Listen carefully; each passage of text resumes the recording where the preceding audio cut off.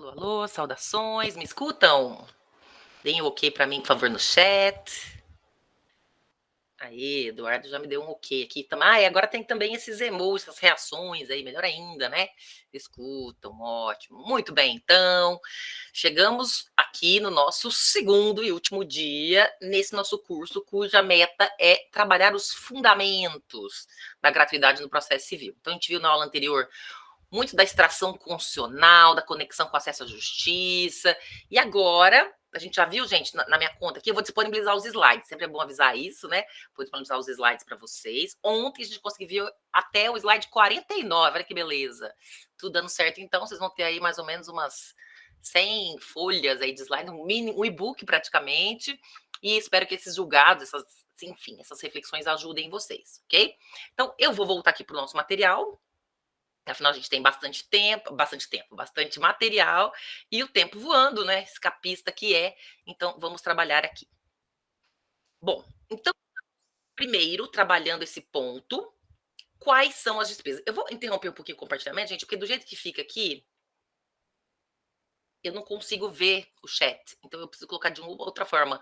Ontem eu coloquei no modo exibir slides, senão eu fico navegando literalmente dentro da situação. Então, para exibir, que é aquele modo de exibição de leitura, que é o modo como eu consigo enxergar o material e vocês, tá bom? Então, vamos lá, vou chegar aqui na página 50. Quais são as despesas englobadas pela gratuidade? Então, esse é o nosso desafio. A gente agora vai trabalhar. Um dos pontos mais polêmicos é o da perícia, né? A gente sabe que muitas vezes é preciso arcar com o valor do perito, mas as pessoas que militam sob o palio da gratuidade não têm recursos, não têm condições. Então, o desafio vai estar aqui, ok? Então, tá bom o tamanho, né, gente? Acho que do que eu coloquei ontem, deixa eu ver se eu consigo aumentar mais um pouco. Dá para ler? Vocês me deem um ok aqui. Pode ser com a reação. Sim, Roberta deu feedback aqui, ó. Ótimo, então tá bom. Então, vamos começar com essa pergunta. Quais são as despesas englobadas na gratuidade?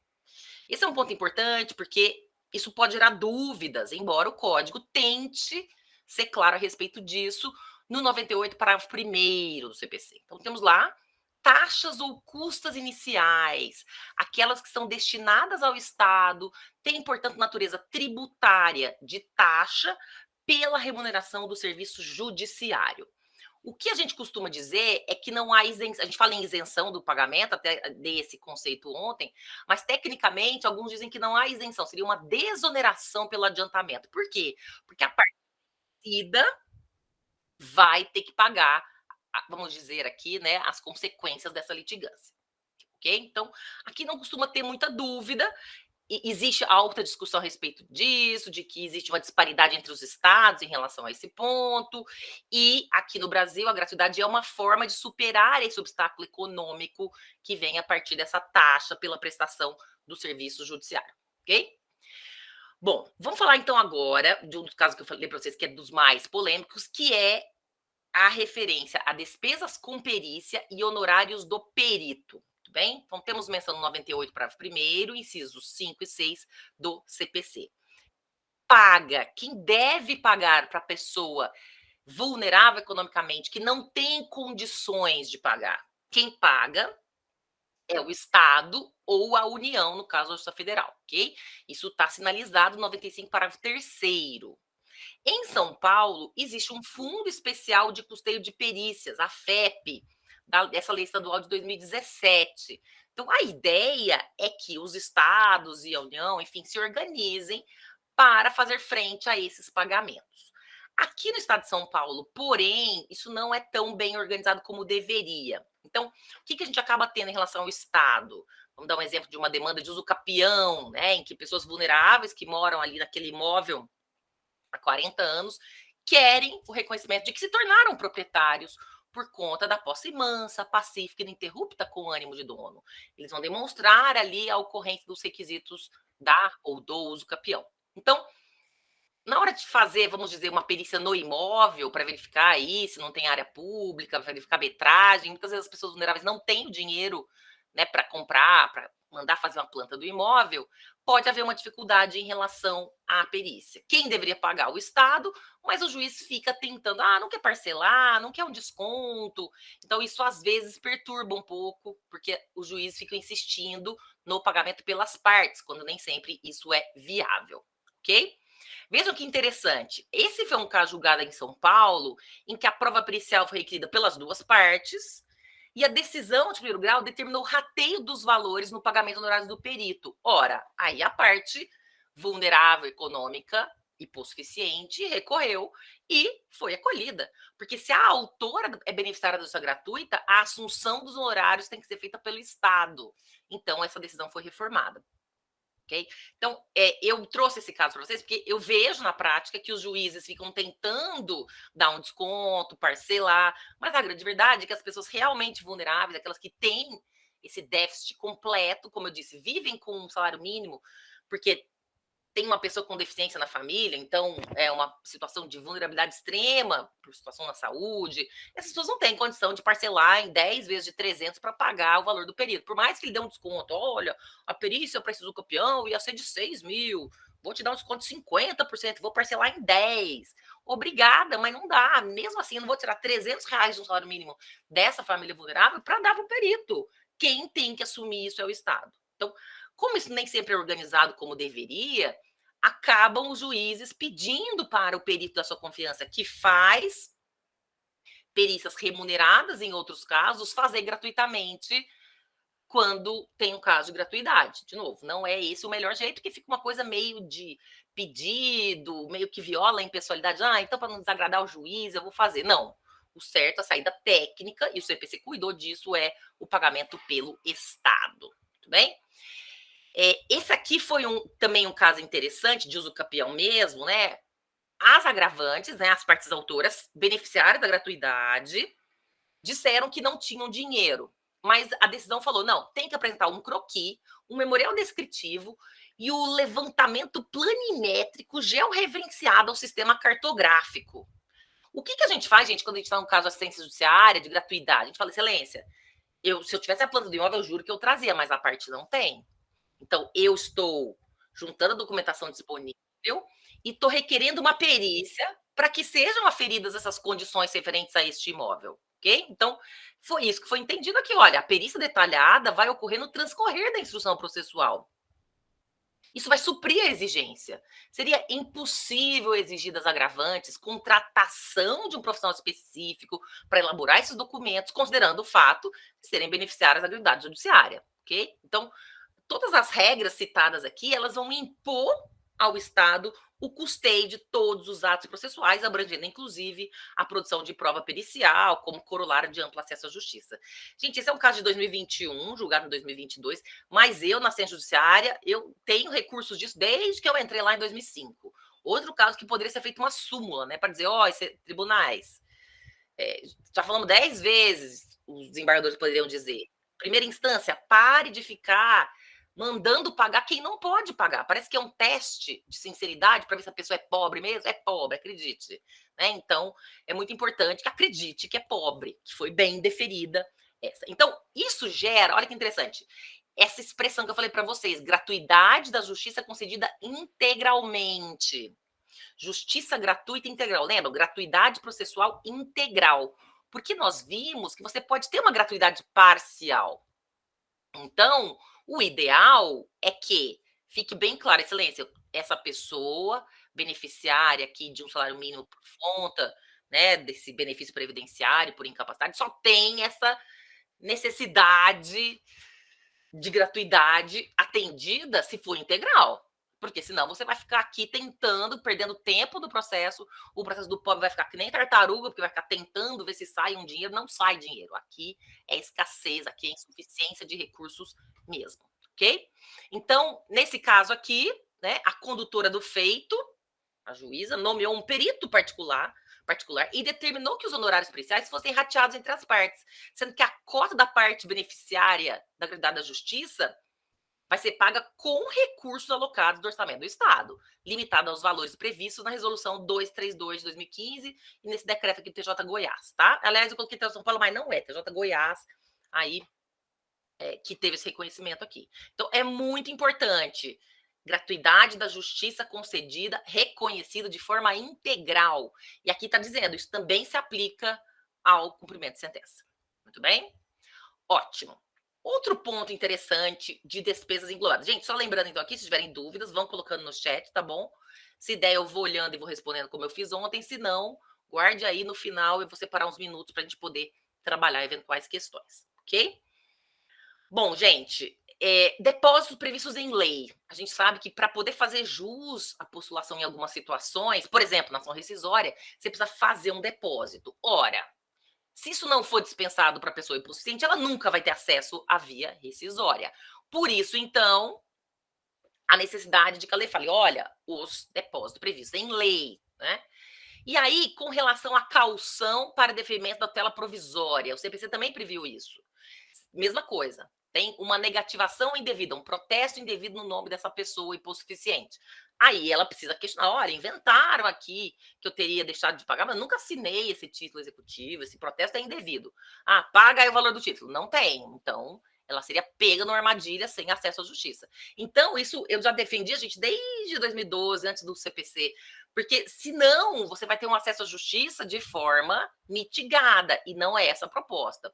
Então, eu coloquei aqui, né, um caso julgado aqui em São Paulo, de sustação de protestos, o juiz deferiu a sustação condicionando a apresentação da caução do valor do título. Ora, se a autora é beneficiária da justiça gratuita, é clara essa hipossuficiência. Então, eu vou ter um evidente óbice no acesso à justiça. Então, dispensa da caução, tá? Então, essa também é uma discussão necessária que o CPC parece que tentou melhorar, mas sempre tem gente que não vê, que esquece, se colou, infelizmente nós temos isso. Agora, uma pergunta importante. Assistência jurídica integral e gratuita. Agora não estou falando de gratuidade processual, estou falando daquela assistência, aquela forma de prestação de acesso à justiça.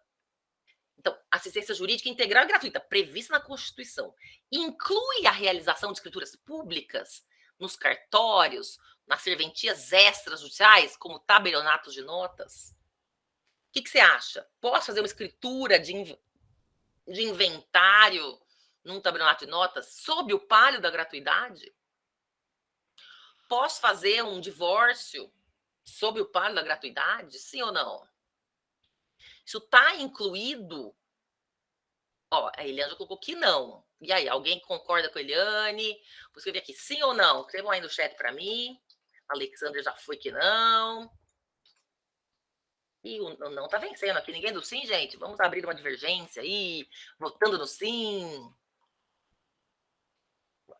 Pode. Elise diz que sim. O Leão também. Opa, sim, caso o provimento prevesse, né? Zé Lamor, esses provimentos aí da vida, né? E a Constituição Federal, Zé Lamor, pelo amor de Deus, assistência jurídica integral e gratuita aos que necessitarem, né, os que comprovarem. O problema é que o cartório não concede. Pois é, você sabe que eu tenho essa discussão desde 2007, quando a Lei 11441 mudou, então, o CPC vigente, CPC 73, para prever separação, divórcio, inventário, né? Ó, pelo menos o regime de imóveis tem previsão, porque é isso, se eu estou falando de sistema de acesso à justiça, eu preciso viabilizar que todas as pessoas, de forma isonômica, tenham acesso, ok? Então, tá aqui, ó, garantia constitucional. O Estado prestará assistência jurídica integral e gratuita aos que comprovarem suficiência de recursos. Então, naquela filtragem, naquela seleção, que o órgão prestador, ou o advogado pro bono, ou a entidade, ou a defensoria, nessa triagem, vai falar, opa, analisei você aqui, vocês são pessoas maiores, capazes, não precisam ir ao Poder Judiciário para realizar o inventário ou para fazer esse divórcio, não tem ninguém capaz envolvido, vocês têm direito a esse acesso mais rápido para ter o resultado, né? Ah, o Zé Lamor colocou uma boa tese, então, para um deputado abraçar, esmiuçar no CPC a alteração. Pois é, eu tenho um artigo, até indiquei o meu site para vocês ontem, onde eu coloco vários artigos meus. Quem arcaria com os custos? Pois é, vamos responder isso aqui, Eliane, porque nada é grátis, né? Tudo vai ter um custo. Mas eu defendo há muito tempo que, à luz dessa garantia constitucional, está incluído, entende? O CPC só vai reconhecer uma coisa que a Constituição já dá, que é assistência jurídica integral. Integral inclui todas as ferramentas para resolver a situação jurídica de alguém, para regularizar a situação jurídica de alguém, inclusive a atuação no cartório. Então, o acesso à justiça deve incluir também a possibilidade de atuar nas serventias extrajudiciais, tá? Bom, então veja só. Aqui, a extensão que a gente tem no CPC, do 98, para o primeiro, inciso 9, parece, infelizmente está escrito assim, a gratuidade se estende aos atos praticados por notários ou registradores na efetivação das decisões judiciais. Então, você vai ter aí o reconhecimento de uma ação de curador, interdição, você vai averbar o estado de incapaz, ou no divórcio, o registro de imóvel, aí sim é uma consequência que aí vai ser gratuito, né? Então, a gente tem várias previsões na lei, eu indiquei aqui, né, de gratuidade aos pobres, de registro civil certidão de óbito, registro do imóvel em caso de uso capião rural, gratuidade no registro do capião especial urbana, né? Então, vejam só, o Leandro lembrou aqui, os serviços notariais e de registro são exercidos em caráter privado por delegação do poder público. Então, não teria por que negar, não é verdade? Se eu estou aqui prestando um serviço, né, público, como a gente tem visto, é óbvio que o serviço de acesso à justiça é essencial, é primordial. Então, vejam, esse caso aqui, eu trouxe para vocês do STJ, ainda era a Miceliana Calmon, que fala, antes do CPC, hein? Ela já entendia que a gratuidade da justiça estendia-se aos atos extrajudiciais relacionados à efetividade do processo judicial em curso. Então, o que o CPC fez, na verdade, foi meio que trazer o que a gente já tinha reconhecido na jurisprudência, tá? Esse aqui é recente, ó, é de fevereiro de 2023 agora. A decisão de primeiro grau indeferiu o pedido de expedição de ofício ao cartório de registro de imóveis para promover o registro do imóvel isento de custas, em nome da requerente, para regularizar a titularidade. Considerando o seguinte, os benefícios gratuita não se estende à isenção de custas e despesas necessárias para registrar o imóvel.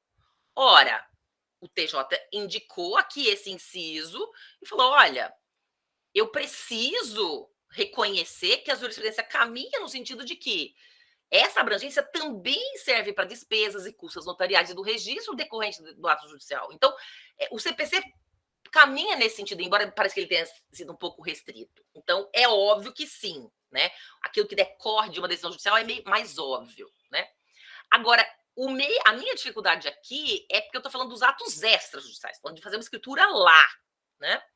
Então, vejam, esse caso do Rio de Janeiro aqui, caso inclusive da própria capital, né? A gente vê aqui pela decisão. Foi feito esse pedido de extensão, a decisão foi reformada, entendendo-se que o benefício não se limita às custas processuais e honorários advocatícios, também é extensível aos atos extrajudiciais, garantia constitucional e acesso ao judiciário. O que a gente está vendo aqui, gente? Se você começar a dizer que só o Poder Judiciário tem gratuidade e os cartórios, as serventias extrajudiciais não, onde é que nós vamos ficar com esse assoberbamento de situações? No Poder Judiciário, que não é o que se deseja. Então, se os cartórios são portas de acesso à justiça, eu entendo que são. Quem come a carne também tem que roer o osso. Então, essa gratuidade precisa ser assegurada. Não estou dizendo que os cartórios não vão receber, eles têm que receber. Até porque, vejam, eles têm funcionários, eles têm gastos com selos e tudo mais, ok? Então, tá aqui.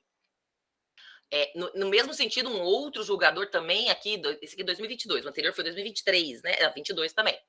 Então, no caso, a parte teve concedida a gratuidade da justiça, vai provir o recurso para reconhecer que os valores devidos aos conciliadores mediadores deverão ser suportados por dotação orçamentária.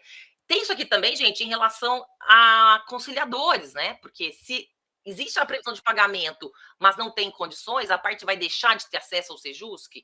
Esse é um ponto importante. A gente sabe que a remuneração dos auxiliares da justiça, conciliadores mediadores, ainda é errática, tem lugar que tem lugar que não tem, mas de qualquer maneira tem que ter gratuidade também, tá?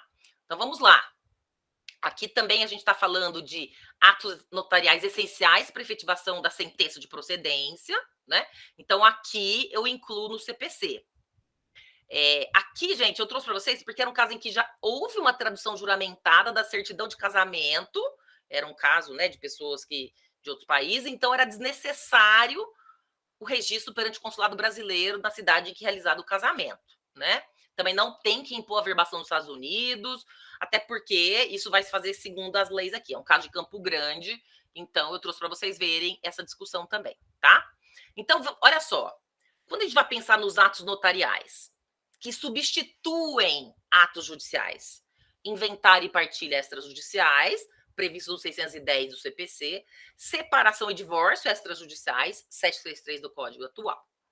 No código anterior, nós tínhamos uma previsão expressa da gratuidade. Então, o 982, ao falar do inventário, tinha lá o parágrafo 2º.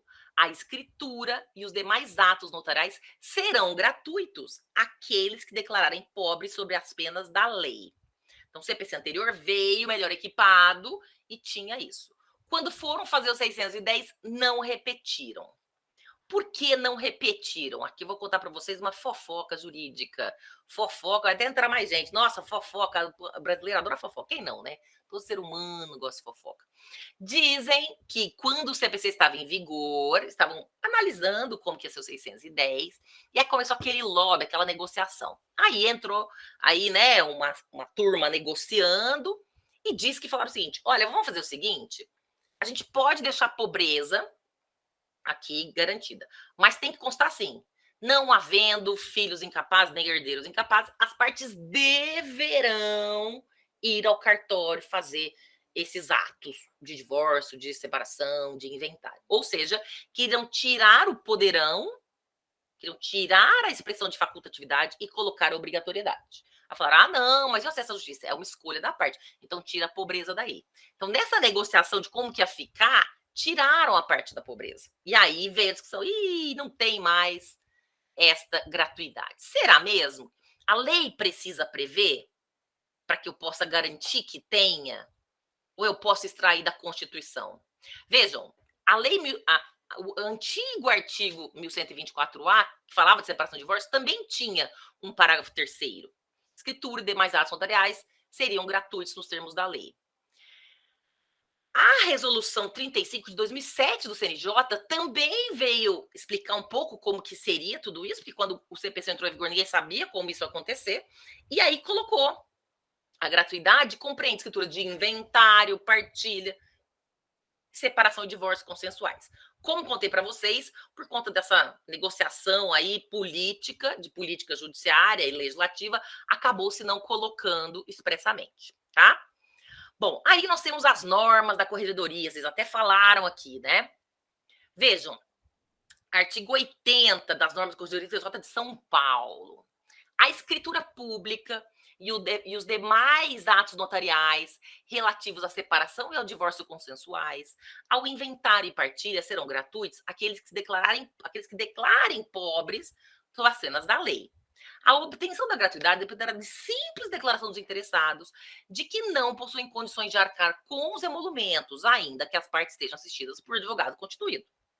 Se o tabelião de notas motivadamente suspeitar da verossimilhança da declaração da pobreza, ele vai comunicar o fato ao juiz corregedor permanente, por escrito, expondo as razões para as providências pertinentes.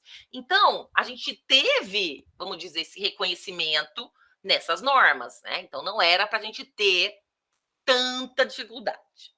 Mas o que aconteceu? Tivemos um enunciado que foi uma derrota, né? Que foi esse enunciado 10 do Colégio Notarial do Brasil, o pessoal adora fazer um enunciado, né? De maio de 2017. Não há gratuidade nas escrituras relativas aos atos decorrentes da Lei 11.441/2007. Pequeno parênteses, essa foi a lei que alterou o CPC na época. Salvo para casos de atos praticados em cumprimento de mandados judiciais expedidos em favor da parte beneficiária da justiça gratuita, sempre que assim for expressamente determinado pelo juízo. Aí pegou o CPC para poder motivar, ok? Então, existe essa resistência ainda, né? E aí, gente, olha que interessante. Em 2018, foi feita uma consulta ao Conselho Nacional de Justiça, CNJ, pelo Tribunal de Justiça da Paraíba, para falar sobre essa gratuidade, se deveria ou não ser estendida para esses atos extrajudiciais. Ah, eu tenho uma dúvida da Elise aqui. Pessoal, meu computador está com problemas ou hoje o computador está só com som? Vocês me veem, gente? Sim, digam aí se sim. Sim, sim. Ah, então é você mesmo, Elise. um probleminha. Às vezes entrar e sair de novo ajuda, viu? Para você tá normal, né? Ótimo, então tá bom. Então, gente, olha só. O entendimento aqui é que a gratuidade da justiça deve ser estendida para viabilizar o cumprimento da previsão constitucional de acesso à justiça, né? Isso se ajusta ao conjunto dos princípios, normas constitucionais, portanto, é duvidosa a plena eficácia da resolução 35, em especial o sexto e o sétimo que eu mostrei para vocês, né? Que são esses aqui que vão falar, né? Artigo 6º, tá vendo? Compreende, sim. Okay? Então, apesar disso, na vida real, é uma situação drástica. E aí, respondendo a pergunta que veio aqui, quem arca? Porque alguém tem que arcar. O Estado, ora, é possível construir mecanismos de compensação em favor de notários ou tabeliães. Eles recolhem um monte de valores, um monte de tributo. É só ajustar aqui. Então, eu faço uma combinação do CPC, 95, parágrafo 3º e 5º, 98, parágrafo 7º, e também do artigo 8º da Lei 10.169 de 2000. Então, me parece muito importante que haja, vamos dizer, esse ajuste. Eu falei ontem, em algum momento, conversa de cachorro grande. Então, o Colégio dos Notários do Brasil, né, e os presidentes dos tribunais para organizar. A grande verdade, gente, é que assim, tem muito recolhimento dos cartórios que vão para o tribunal. O tribunal também não quer perder receita, né? Porque quem é que quer perder receita? Né? Ninguém. Ninguém está querendo perder nada. Então, a gente vai ter uma dificuldade desse ajuste. Enquanto isso, é uma luta.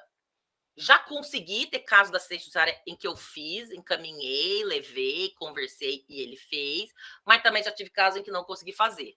A rigor, a gente poderia entrar com mandado de segurança para obrigar o cartório a fazer. Mas, Tartucci, já que você vai na justiça, não é melhor já fazer o ato lá? Pois é. Então, vou lá, né? Faço o divórcio lá, faço o inventário lá mesmo. A gente acaba indo pelo caminho de, se não está disponível, com a vantagem que teria, que seria a celeridade e a eficiência, então eu acabo fazendo judicialmente mesmo, tá? Mas é que eu espero seja.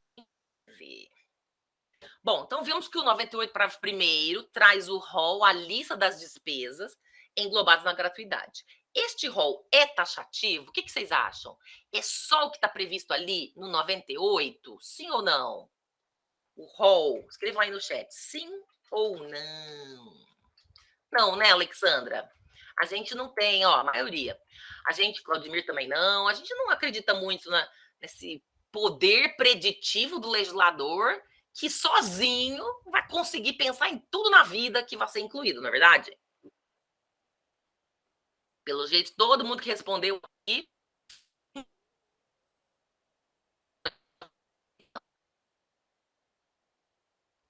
Portanto, posso pensar em outra.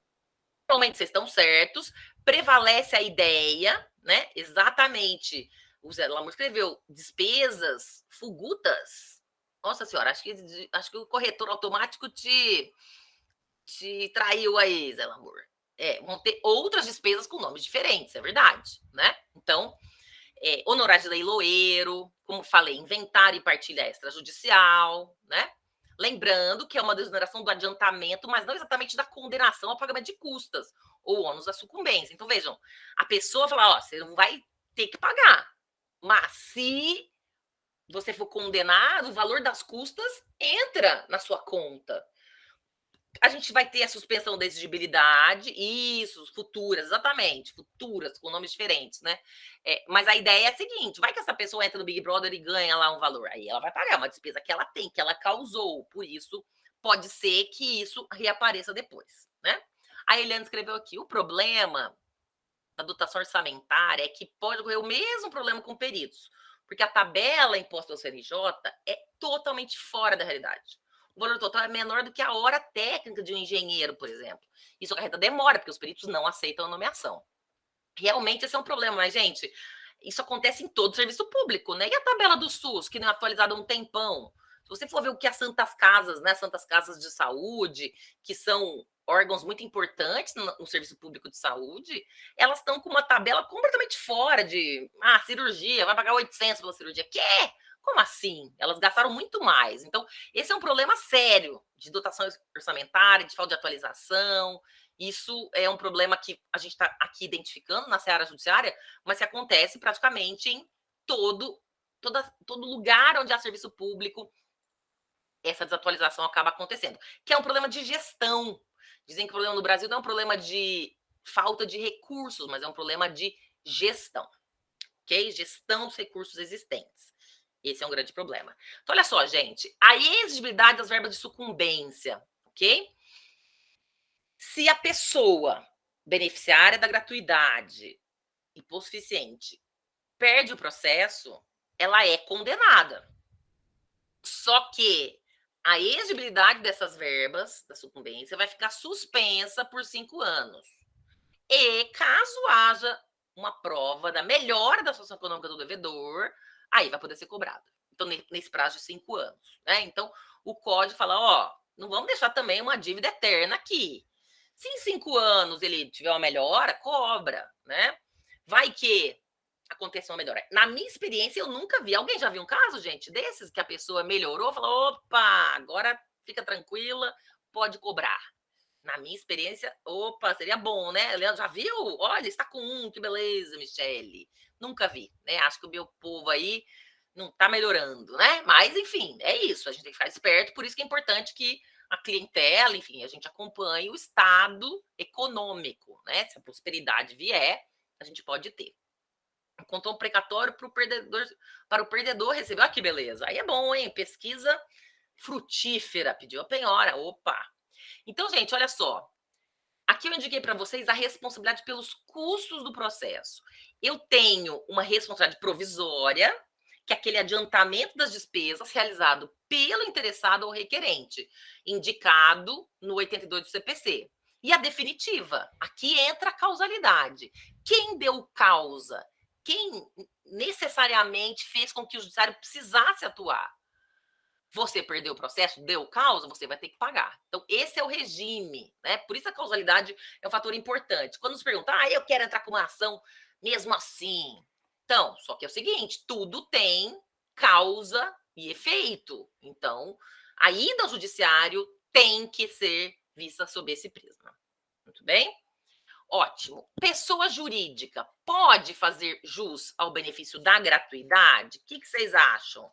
Sim ou não? Essa é fácil, né? Dá para uma pessoa jurídica ser pobre? Eita, pobreza é fácil, viu? Qualquer ser pode ser pobre, né? Esse reconhecimento começou com súmula, né? Mas hoje até o próprio 98 fala pessoa física ou jurídica, nacional ou estrangeira. Né? Então hoje isso está bem tranquilo, né? Como eu disse, podem, mas é fácil o rico entrar no reino dos céus. Ah, Leandro, é difícil. Ninguém falou que é fácil. O problema é o como, né? Não é o que. Então, o STJ começou com essa súmula, né? Faz jus ao benefício da justiça gratuita a pessoa jurídica com ou sem fins lucrativos que demonstrar a sua impossibilidade de arcar com os encargos processuais. Então, aqui, o ônus da demonstração é dela. Então, ela vai precisar trazer os documentos que vão contar essa história de precariedade financeira. Portanto, não há presunção relativa de veracidade de alegação da hipossuficiência para a PJ. Tudo que nós conversamos ontem, lembra que conversamos? Basta afirmação. Eu até falei para vocês. Eu insisto que a gente não fique tentando provar, né?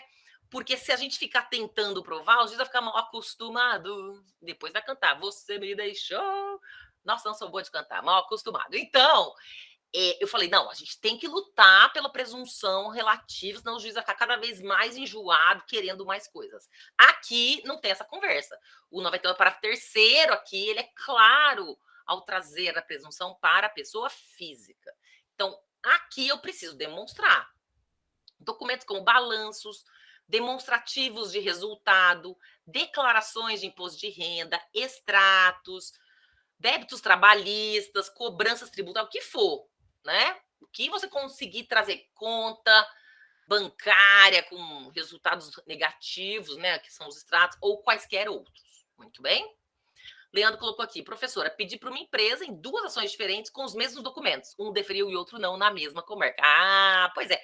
Essa é a tal loteria judiciária. É isso, Zé Lamour, refis parcelado até a alma, mostrando, olha só, tá tentando sobreviver este empresário, mas a situação tá dramática, né? Então, a loteria judiciária é problemática, né? Porque, poxa, o que funciona para um não funciona para o outro. Então, tem uma exigência excessiva de um deles ou outro que tá bonzinho? Queremos crer que alguém está exagerando aí, né? Então é isso. Olha que interessante. Além da pessoa física ou jurídica, eu também posso ter aquelas entidades com personalidade judiciária, que a gente chama. São entes despersonalizados, condomínio, massa falida. Então, ó, esse foi um caso aqui do TJ de São Paulo, em que o condomínio teve negada a gratuidade, mas o tribunal falou: opa, decisão reformada, agravo provido. Mas, professora, quando é que um condomínio vai ter necessidade? Oxa, muito fácil. Eu vou lembrar um exemplo que aconteceu aqui comigo. Vocês sabem que a Enel, que é a empresa de energia elétrica aqui do estado, que atua no estado de São Paulo, volta e meia, isso aconteceu algumas vezes aqui no prédio onde eu vivo, manda uma carga de energia de 400 watts em vez do máximo que deveria mandar. E aí queima os elevadores, e aí os elevadores ficam com as placas todas queimadas, a gente fica sem os dois elevadores. Aconteceu algumas vezes que não aconteça mais. E aí, quando a gente vai consertar o elevador, a Enel fala: espera aí 7 dias úteis que a gente vai fazer uma perícia. Escuta, 7 dias úteis? 15 andares? Não vai dar. As pessoas vão ficar presas em casa, subir e descer, pessoas idosas, pessoas com dificuldades. Aí o condomínio fala: não, eu vou acionar minha seguradora. Foi olhar a franquia, 25 mil reais. Falou: opa, pensando bem, não vou não tenho 25 mil reais no caixa do condomínio. E agora? Vai ter que entrar com uma ação contra a seguradora, pedir a tutela antecipada, na verdade, ou vai ter que entrar contra a Enel, enfim. E aí vai chegar uma hora, eu não tenho condições de arcar, né? Eu estou num estado de necessidade, houve uma situação dramática, eu já consertei algumas coisas para voltar a funcionar pelo menos um deles. Então, nesse caso, me parece que é óbvio que sim, que tem que reconhecer, né? Então, a Camila fez uma pergunta, né? E se o sócio tiver recursos? Mesmo assim, tem a concessão de gratuidade para PJ, então aqui nós temos que pensar no tipo de pessoa jurídica, né? Então, assim, se for uma MEI, não, porque aí já tem uma identificação, né, microempresa aqui, individual, que é muito grande entre o sócio e a própria pessoa jurídica. Agora, se for uma pessoa jurídica limitada, você pode ter uma pessoa jurídica pobre. Para que é feita a pessoa jurídica? Para eu ter uma separação de patrimônio, uma separação de personalidade entre as figuras do sócio e essa figura. Então, não necessariamente, porque senão a gente vai estar sempre usando a desconsideração da personalidade jurídica. E ela só vai acontecer, Camila, quando houver as hipóteses da lei. Ou uma confusão patrimonial, um desvio de finalidade, conforme o artigo 50 do Código Civil, ou as hipóteses do Código de Defesa do Consumidor. Então, em princípio, separe a situação da PJ e dos sócios, tá? Então, em princípio, depende. Assim, a não ser que seja MEI. Aí, MEI, aí já pode ter aí uma situação mais delicada, tudo bem? Mas, em princípio, vamos ter realmente a consideração uma a uma, né, de pessoa separada da outra. Pergunta para vocês, o que vocês acham dessa aqui, hein? Eu tô compartilhando. Nós vimos no 99, parágrafo 2º, que para a pessoa física, o juiz deve oportunizar. E para a pessoa jurídica, antes de indeferir, ele deve oportunizar a prova? Antes de cara falar, não, você não tem. O que vocês acham? Então, você está atuando num caso, tem lá, juntou uma documentação, o juiz falou, tá meio fraca essa documentação, indefiro. Aí você fala, ô juiz, por que você não me deu mais chance? Me dá aqui uma oportunidade. O que mais você quer? Me fala aí, eu trouxe aqui os documentos que eu tinha, mas eu posso buscar outros. Ou não, falar, mas peraí, gente, a lei é clara. Ele tinha que demonstrar, não demonstrou, perdeu. Sempre, vocês estão todos aí favoráveis a novas oportunidades. Quem não, né? Sempre queremos, mas será que o código, no 99, parágrafo 2º, aplica aqui? Por que eu teria uma diferença da pessoa física para a jurídica? Ué, você já tem a diferença da presunção. E aí eu vou ter ainda um olhar mais. Além de não ter presunção, ainda não tem oportunidade. Vamos lá, gente. Tem decisão do TJ de São Paulo de que não, tá? Então, vejam, a doutrina diz que é impossível o magistrado indeferir o benefício sem antes conceder oportunidade apenas sob pessoa natural. Então, depois, na hora do agravo ele gerou. Não deixou, tá? Zelamor colocou. Devido a que outras provas, determinadas provas, demandam mais tempo para conseguir. Pois é. Mas aqui, esse TJ de São Paulo falou, não, é só pessoa física. Mas eu achei um bacaninha aqui, ó, desembargador aqui, gente boa, falou: não, peraí, vamos lá. Deve ser concedida aos agravantes a oportunidade de comprovação do preenchimento dos requisitos, né?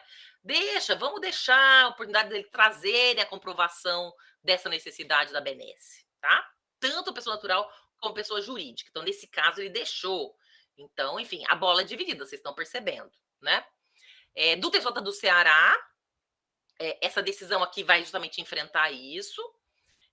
Entendeu que foi apressada, assodada a decisão de primeiro grau, do juiz de piso, né, como se fala, no primeiro grau, que não respeitou o novel procedimento do CPC, ao não permitir, antes de indeferir, que mostrasse por meio de documentos a insuficiência de recursos. Opa, tá parecendo meio cortado aqui, vou ter que consertar isso aqui depois, né? De fato, o julgador pode indeferir os benefícios, contudo, não poderá fazê-lo liminarmente. Né? Deverá antes oferecer oportunidade para comprovação documental da condição alegada, o que não ocorreu no caso. Então, o juízo não agiu com acerto. Então, também esse do Ceará foi bacana, deixou isso acontecer, tá, gente? Antes de eu mandar para vocês, eu vou consertar porque o trem ficou cortado, né? E de Minas Gerais, sim, permitiu, no caso da pessoa jurídica, que ela comprovasse depois, tá? De qualquer maneira, é claro que é um risco, né? Vocês viram que eu já trouxe logo de cara uma de São Paulo dizendo que não. Embora tenha várias decisões que sim, é difícil ter certeza de que essa jurisprudência, na minha pesquisa, apareceram mais do sim, mas a pesquisa é sempre um recorte das decisões, tá? Então, melhor não contar com isso. Também achei do Amazonas nesse sentido, também decisão recente, fevereiro agora de 23. Ok? Muito bem. E aí vem uma pergunta que tem a ver aqui com a nossa primeira discussão sobre o preconceito que existe em relação a quem quer atuar sob o palio da gratuidade. Será que haveria um incentivo à litigância porque o sujeito não tende a adiantar as custas e as unidades dos encargos ficarem suspensos ao final? Ou seja, será que eu vou ter alguém se beneficiando e com isso, eu vou litigar, sabe por quê? Não me custa nada mesmo. Essa discussão também aparece lá nos dados especiais, né? Mas a gente está pensando aqui sobre o palio da gratuidade, né? Então, gente, eu indiquei aqui como possíveis respostas. Há quem afirme que sim, mas faltam estudos empíricos que comprovem esse aumento da litigância. Lembrando que o país brasileiro, né, é muito desigual, então você tem uma pobreza muito forte de uma parte significativa da população, né? Então, vamos agora falar um pouco sobre a concessão de justiça gratuita parcial. Me conte, você já viu casos em que a gratuidade foi concedida em relação a algum ou a todos os atos processuais? Escreva aí para mim, sim ou não? Estou escrevendo aqui no chat, sim ou não. Ó, Eliane não teve ainda essa experiência. Aqui a gente está pensando, não também o Alexander, pensando nas situações em que o juiz fala, né, você não tem situação, são todos os atos, né? Parece que é um pacote. Então, vocês estão acostumados. A Sandra já teve experiência. Conta aí, Sandra, para nós, o que foi? Vocês estão contando a experiência clássica, que é gratuidade integral. Né? Como eu disse para vocês, a gente requer os benefícios integrais da gratuita, da gratuita justiça integral na lógica do tudo ou nada. Mas o CPC quis, vamos dizer, trazer essa opção, né? Seria decisão do juiz ou do iniciativo do advogado optar por este caminho? Vejam só. O 98 é meio básico, assim. A gratuidade poderá ser concedida em relação a algum ou a todos os atos processuais, ou consistir na redução percentual das despesas processuais que o beneficiário tiver de adiantar no curso do procedimento. Pelo que está aqui, Eliane, a decisão do juiz pode, de ofício, se direcionar para isso. Olha, eu não vou te dar gratuidade integral, mas eu vou te dar, quem pode o mais, pode o menos. Eu vou te dar a isenção das custas iniciais. Acho que até ontem, na aula, quando eu fui mostrar uma decisão de outro caso, eu trouxe uma nesse sentido também. Vou mostrar mais algumas aqui. E, veja, o advogado também pode pedir, mas não parece que enfraquece a tese, não sei se vocês têm essa dúvida às vezes, né? Assim, eu vou pedir os benefícios integrais da gratuidade processual, porque a parte precisa. Contudo, caso Vossa Excelência assim não entenda, o que se admite apenas para argumentar, a parte requer pelo menos a isenção do pagamento das custas iniciais da perícia. Será que não enfraquece a argumentação? A própria Tartuça aqui não está muito animada que vai dar certo. Então, é meio que levantar a bola para o outro cortar, né? Porque você vai ter você mesma contemporizando. Então, até hoje eu não fiz uma petição assim, né? Acontece, por exemplo, para postergar o pagamento da perícia, caso o honorário seja muito alto, mas todo o mais a parte paga. Exatamente. Eu também acho, viu, Sandra, que você pede parcial, você está dando a entender que você está sumindo um pouquinho, né? Acaba enfraquecendo. Veja, pode não ser, tá? Você pode fazer e falar, excelência, eu tenho certeza que ela é pobre, nossa, super pobre. Mas é que eu sei que Vossa Excelência tem um olhar restritivo. Queremos escrever isso também? A gente conversou ontem aqui sobre o juiz ficar antagonizando com a advocacia, falou, se você fala que é algo, porque ele tem esse perfil, talvez ele fique incomodado, também não querendo perturbar Vossa Excelência, né? Então, em todas as decisões que eu vi, me pareceu que não houve pleito do advogado, mas sim iniciativa da magistratura para reconhecer essa incidência. Então, vejam que alguns exemplos. Esse aqui do TJ Paulista. O benefício foi concedido restritamente ao ato de recolhimento de custas do preparo da apelação, ok? E aí diz isso, olha, e a concessão não vai isentar de custas, despesas e honorários do locatício que foi condenada. É só para ela conseguir o preparo dessa apelação, dessa monitória, ok?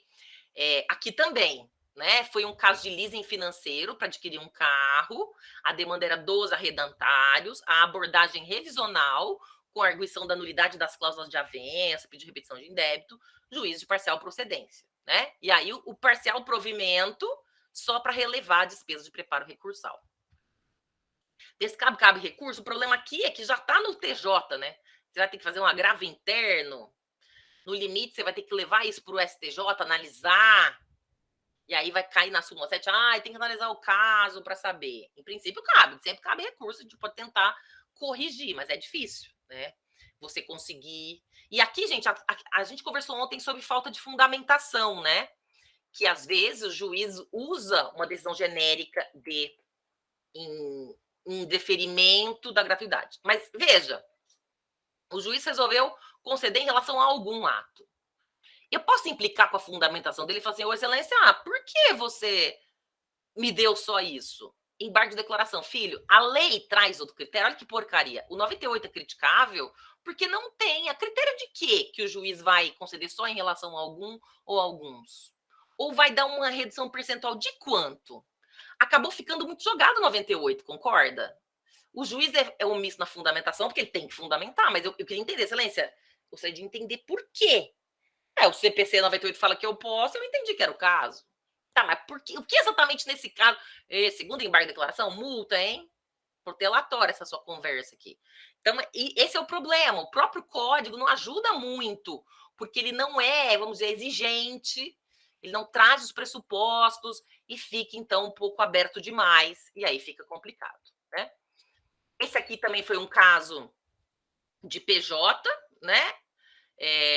O olhar foi que a possibilidade de concessão do benefício da gratuidade para pessoas jurídicas se dá em situações excepcionais, desde que demonstrada a impotência financeira, não foram juntados documentos atualizados, tem isso também, viu, gente? Cuidado com a clientela.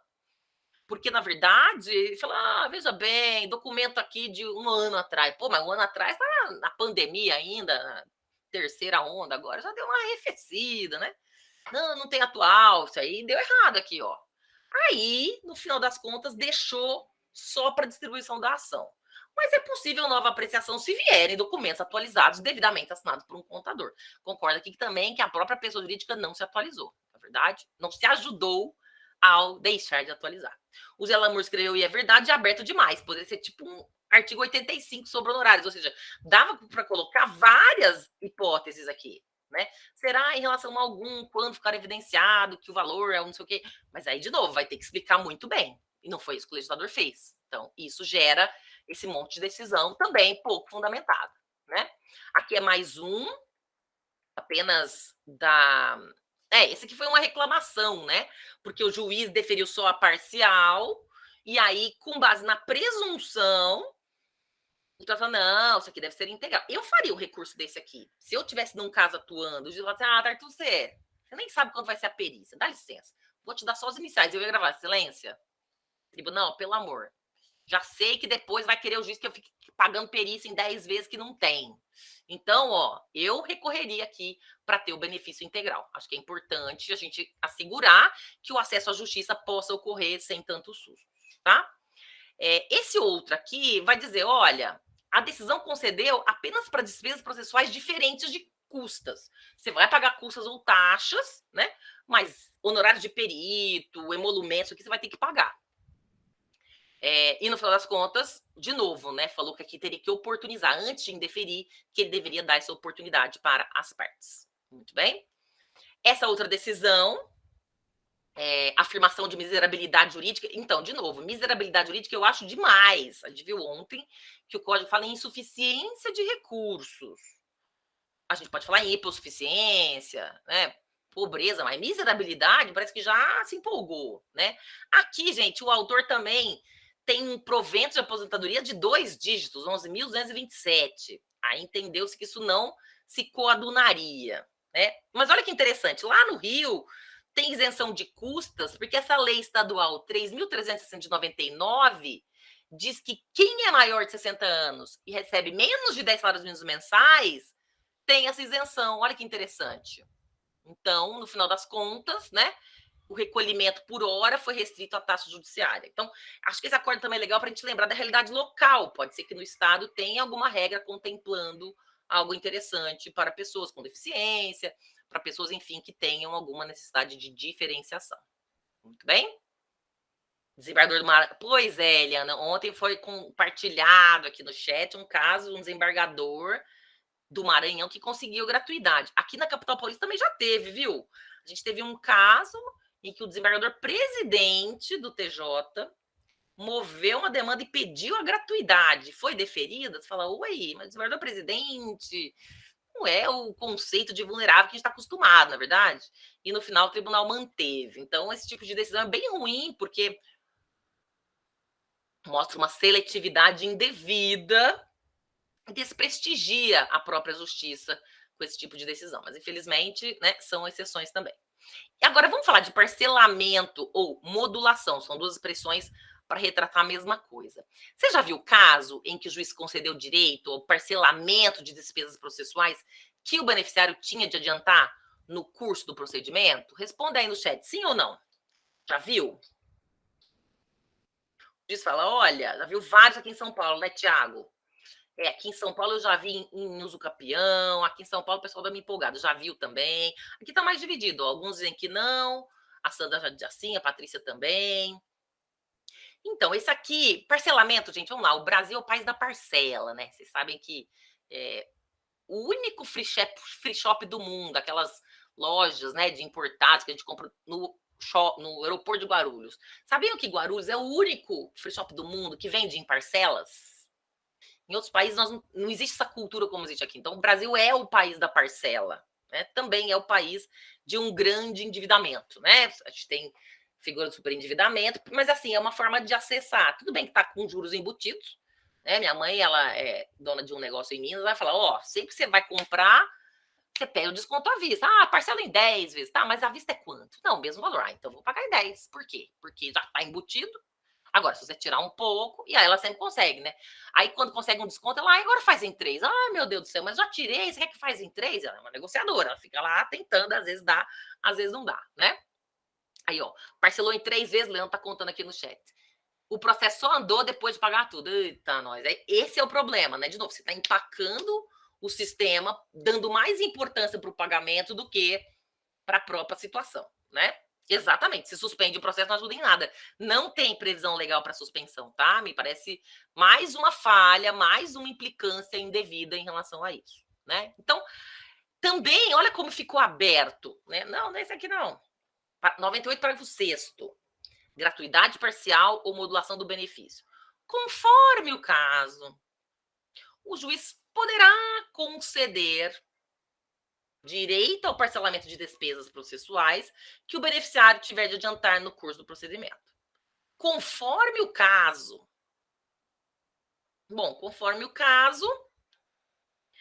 ficou também bem aberto. Tudo é conforme o caso, não? Existe alguma coisa que vai ser dada se o caso não for conforme? Né? Então, de novo, ficou aberto demais. Qual é o parâmetro para ser o caso? E esse direito ao parcelamento é em quantas vezes? Em 3? Em 6? Em 10? Né? Então, a Sandra colocou, né? Mas os casos da perícia, os peritos não andam enquanto não terminar o pagamento do parcelamento. Essa é a verdade, né? Então, Leandro, você falou que nem dá para agravar, né? Teria que pagar. Então, aí você vai ter que usar aquela ideia de que quando o seu recurso for para discutir gratuidade, você tem que ter a isenção do pagamento, porque senão você vai ter uma preclusão lógica. Veja, se eu digo que eu sou pobre e a juíza fala, não é pobre não, Fernanda. Eu falo, sou pobre sim. Se eu for no tribunal e eu pagar, a juíza estava certa, porque eu consegui pagar. Agora, se por acaso eu falo, excelência, eu vim aqui dizer que eu sou pobre, e eu preciso ter, logicamente, a isenção desses pagamentos, senão eu não vou ter acesso à justiça recursal. Portanto, eu preciso construir essa ideia. Depois até entrou no CPC uma regra nesse sentido, né? De que quando o objeto do recurso diz respeito à isenção do pagamento, não se pode exigir. A gente tinha essa discussão antes do CPC, porque essa era a nossa realidade. O juiz negava o deferimento, né? O reconhecimento da incidência da gratuidade, íamos nova, recolhe, não tenho. Se eu recolher, eu falar, tá vendo como você tinha? Então você fica naquela situação indevida mesmo, né? E é isso, esse parcelamento acaba tendo um efeito maior do que deveria, né? E aí, gente, esta abertura toda vai gerar o que eu chamei de situações limítrofes. O subjetivismo da norma vai acabar gerando uma amplitude dos poderes do juiz. Por exemplo, o valor da causa é muito alto para a pessoa física. Então, nesse caso, ele falou, olha, eu não vou te dar gratuidade, você não é pobre, mas realmente está muito alta a taxa judiciária. Vamos parcelar aqui. Os documentos que você me trouxe mostram a dificuldade econômica, mas eu vejo possibilidade de pagar as custas na forma parcelada. Vamos parcelar aqui em 4 vezes. Isso vai ser adequado à luz do caso concreto, né? E não admitiu o pedido de que a outra parte arcasse com as custas do recurso, tudo bem? Então, acabou sendo assim. Ah, sim, com relação ao processo não andar, se não pagar tudo, não dá para gravar. Pois é, esse é o problema, né? Esse entendimento. Veja, você pode dizer, olha, você está criando uma situação indevida. Eu não estou compartilhando, gente? Eu achei que eu estou compartilhando aqui, de vez em quando eu faço isso. Esse é o caso aqui que eu estava falando agora. Agora vocês estão vendo, né? Agora está entrando. Que o juiz achou que a pessoa não fazia jus, valor muito alto para pessoa física, mas deveria parcelar em 4 vezes, né? E eu estava falando da situação do Leandro aqui, mas e se eu excelência, está dando uma suspensão indevida no processo, eu vou agravar para isso. Dá para agravar, dá, né? Você vai dizer, olha, está criando uma causa suspensiva que não existe, né? Esse aqui foi um caso do Rio de Janeiro, uma ação de obrigação de fazer acumulada com indenizatória. A parte autora pediu gratuidade, era uma empresa, falou não, né? A empresa ativa, cujo balanço patrimonial demonstra até uma receita bruta satisfatória no último ano, então não demonstrou insuficiência. Mas há a possibilidade de parcelar as custas em 6 cotas iguais sucessivas, o que não vai impor um prejuízo à continuação da irregularidade das atividades empresariais, né? Então aqui é meio que uma vitória agridoce, né? Meio azeda, meio doce, ganhou, pero no mútuo. Vai ter que recolher, mas 6 vezes já é um parcelamento que, né, se a empresa não está tão quebrada, ela pode dar conta de fazer. Você pode agravar numa decisão que afirme que somente após o término de pagamento integral haverá tal ato. Sim, você vai dizer, olha, excelência, Vossa Excelência está aplicando uma causa de suspensão onde não existe. Em nenhuma situação aqui o código optou por gerar esse comprometimento à duração razoável do processo. Aí você pode ir lá no CPC, nas regras iniciais, que fala que as partes têm direito à duração razoável e dos meios que assegurem essa tramitação, né, de uma forma eficiente, porque é isso, a ideia é As causas de suspensão, sim, tem um rol taxativo, tem os casos previstos em lei, porque a gente quer que o processo ande. E aí a proposta é que tenha essa eficiência assegurada. Muito bem? Vamos falar então de uma pergunta que foi feita ontem. Não sei se a pessoa que fez essa pergunta ontem está aqui, foi no final da aula. Eu falei, deixa comigo, nós vamos falar um pouco da multa, da gratuidade. Então, vamos falar um pouco sobre isso. A pergunta que a aluna foi, se eu estiver aí, falei, fui eu, professora. Imagine que a parte minta sobre a necessidade da gratuidade. E o juiz revoga, fala, olha, você disse que você era pobre, mas assim, vieram os ofícios aqui, os documentos que a parte ré trouxe, vou revogar isso aqui. Cabe a aplicação da multa prevista no 100, parágrafo único, por má-fé? Deixa eu ver se eu coloquei aqui, acho que eu tinha colocado no lugar errado. É esse aqui, ó. CPC 100, parágrafo único. Revogado o benefício, a parte arcará com as despesas processuais que tiver deixado de adiantar e pagará, em caso de má-fé, até o décuplo de seu valor a título de multa, que será revertida em benefício da Fazenda Pública Estadual ou federal e poderá ser inscrita em dívida ativa, né? A gente tinha no artigo 17 antigo as regras sobre má-fé. Essa história do décuplo, eu me lembro que constava no artigo 4º da Lei 1060 de 50, no parágrafo 1º. Então é isso, você tem que falar para a pessoa, olha, cliente, você quer dar uma tentada? Eu quero tentar a gratuidade, porque é muito caro, é muito complicado. Então, a gente pode tentar, mas se der errado, você não quer pagar, por exemplo, 1.000, né? Você pode ter que pagar 10.000, porque existe a chance do juiz achar que está de má fé e gerar 10 vezes, o que você não queria 10 vezes. Então, é um risco da litigância. Será que seria bom pegar isso por escrito, essa orientação ao cliente? Gente, o que vocês acham? Essa orientação do risco, prezado cliente. Como conversado na reunião, em caso, repete o que está aqui, em caso de pleito da gratuidade, sendo deferido, em caso de revogação, o juiz pode, em caso de má-fé, mandar pagar o décuplo das custas. Com certeza, né, Alexandre e o Zé Lamour, com certeza, porque cliente às vezes é serpente, né? Vai chegar assim, uma amnésia, ninguém me falou, como assim? Como eu te falei, você não lembra? Não tô lembrado, foi tanta coisa na reunião, é tanta coisa, mas tem um papel aqui, ó, isso aqui você assinou para mim. Né? Às vezes até o fato de assinar pode ser um ato para ele falar, o negócio é sério aqui, hein? Vou poder nem atazanar o advogado depois, porque eu tô assinando o que eu tô sabendo. Então também me parece que é um ato simbólico de assunção de responsabilidade, porque nosso dever é dar parâmetros para decisão informada. Ele quer tomar essa decisão? Está informado. Né? Agora, o que é curioso aqui é como a lei veio, né? Em caso de má-fé. Quer dizer que não é automático. Né? Isso que é curioso aqui. Se ela não tivesse essa situação em caso de má-fé, vou voltar para o artigo aqui, ó. O 100, parágrafo único, tá? Advogado, ele vai ter que pagar as despesas processuais, que vai deixar de adiantar, e pagará, em caso de má-fé, até o décuplo do seu valor. Vocês estão vendo, então, que não é automática a consideração de que ele teve má-fé. Ele pode ter tido, ele pode não ter tido. Mas é curioso, né? Quer dizer, ele estava enganado, ele achou que estava numa situação de insuficiência, como a lei não traz parâmetro, ele achou que era, mas depois não era tanto assim, né? Então, qual vai ser esse parâmetro, né? Então, olha só, vou trazer algumas decisões para vocês aqui, tá? A gente está discutindo se vai caber ou não a aplicação da multa prevista por má-fé. Então, esse foi um caso aqui de Goiás. O apelado é médico, tem vasto patrimônio, diversos imóveis, participação em sociedades empresariais. A declaração de ajuste anual do imposto de renda não reflete o poderio econômico dele. Então, é caso de revogar a gratuidade. Ele não está amoldando ao conceito de pessoa insuficiente.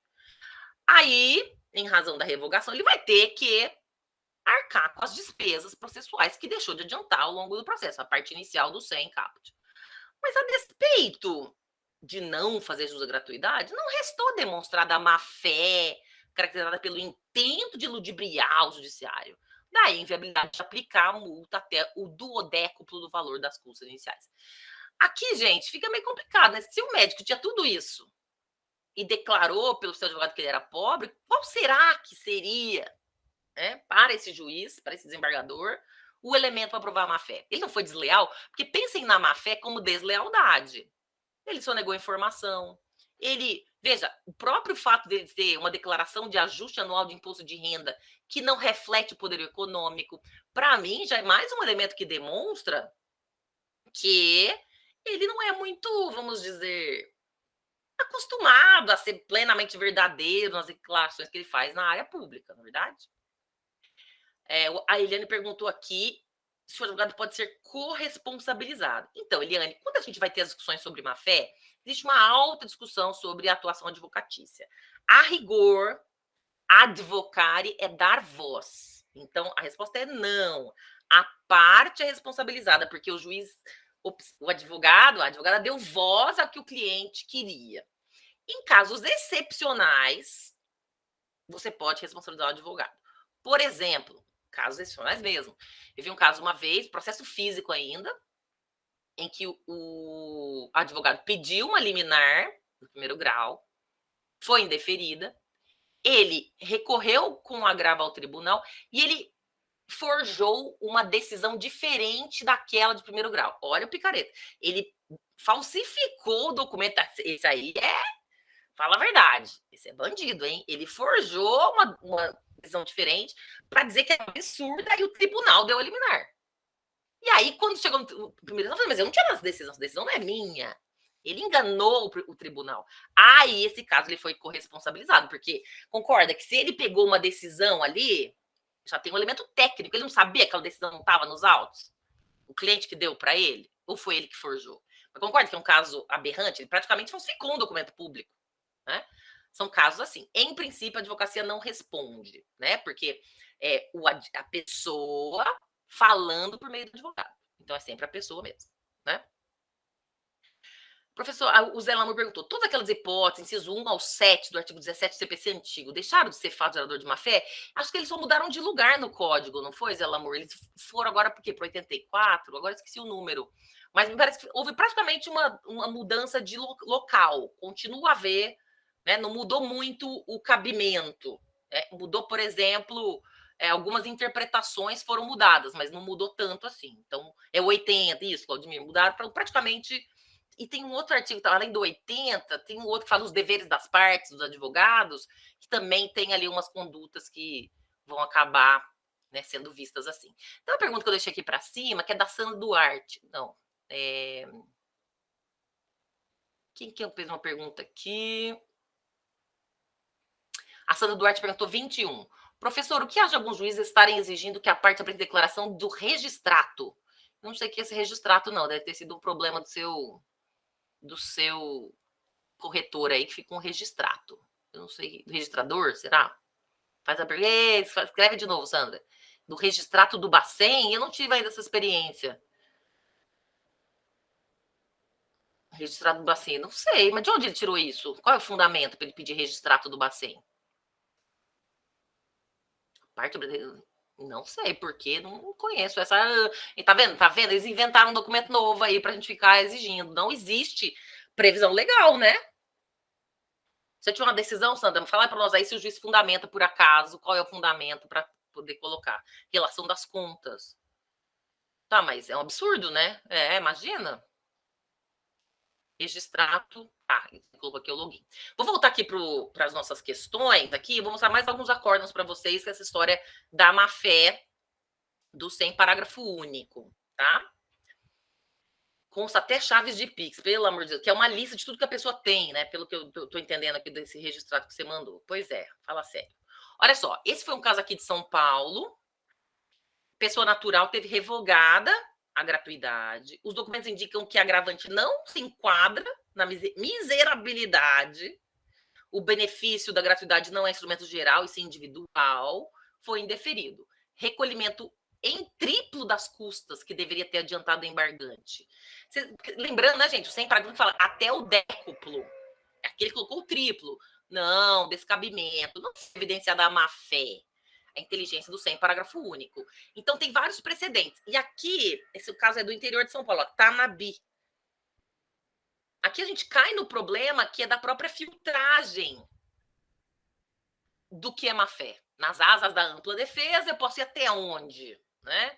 O tribunal fala, não está evidenciado. Pô, de novo, má-fé enquanto deslealdade, enquanto atitude interna, é difícil ser demonstrada. Né? Me parece que isso vai gerar aí uma inaplicabilidade, praticamente, do sem parágrafo único. Né? Então, tá aqui, ó. Vou mostrar para vocês alguns casos em que se entendeu que sim. Também não explicou muito, viu? Esse é de Santa Catarina. Era uma ação de rescisão contratual acumulada com indenizatória por atraso na entrega do imóvel.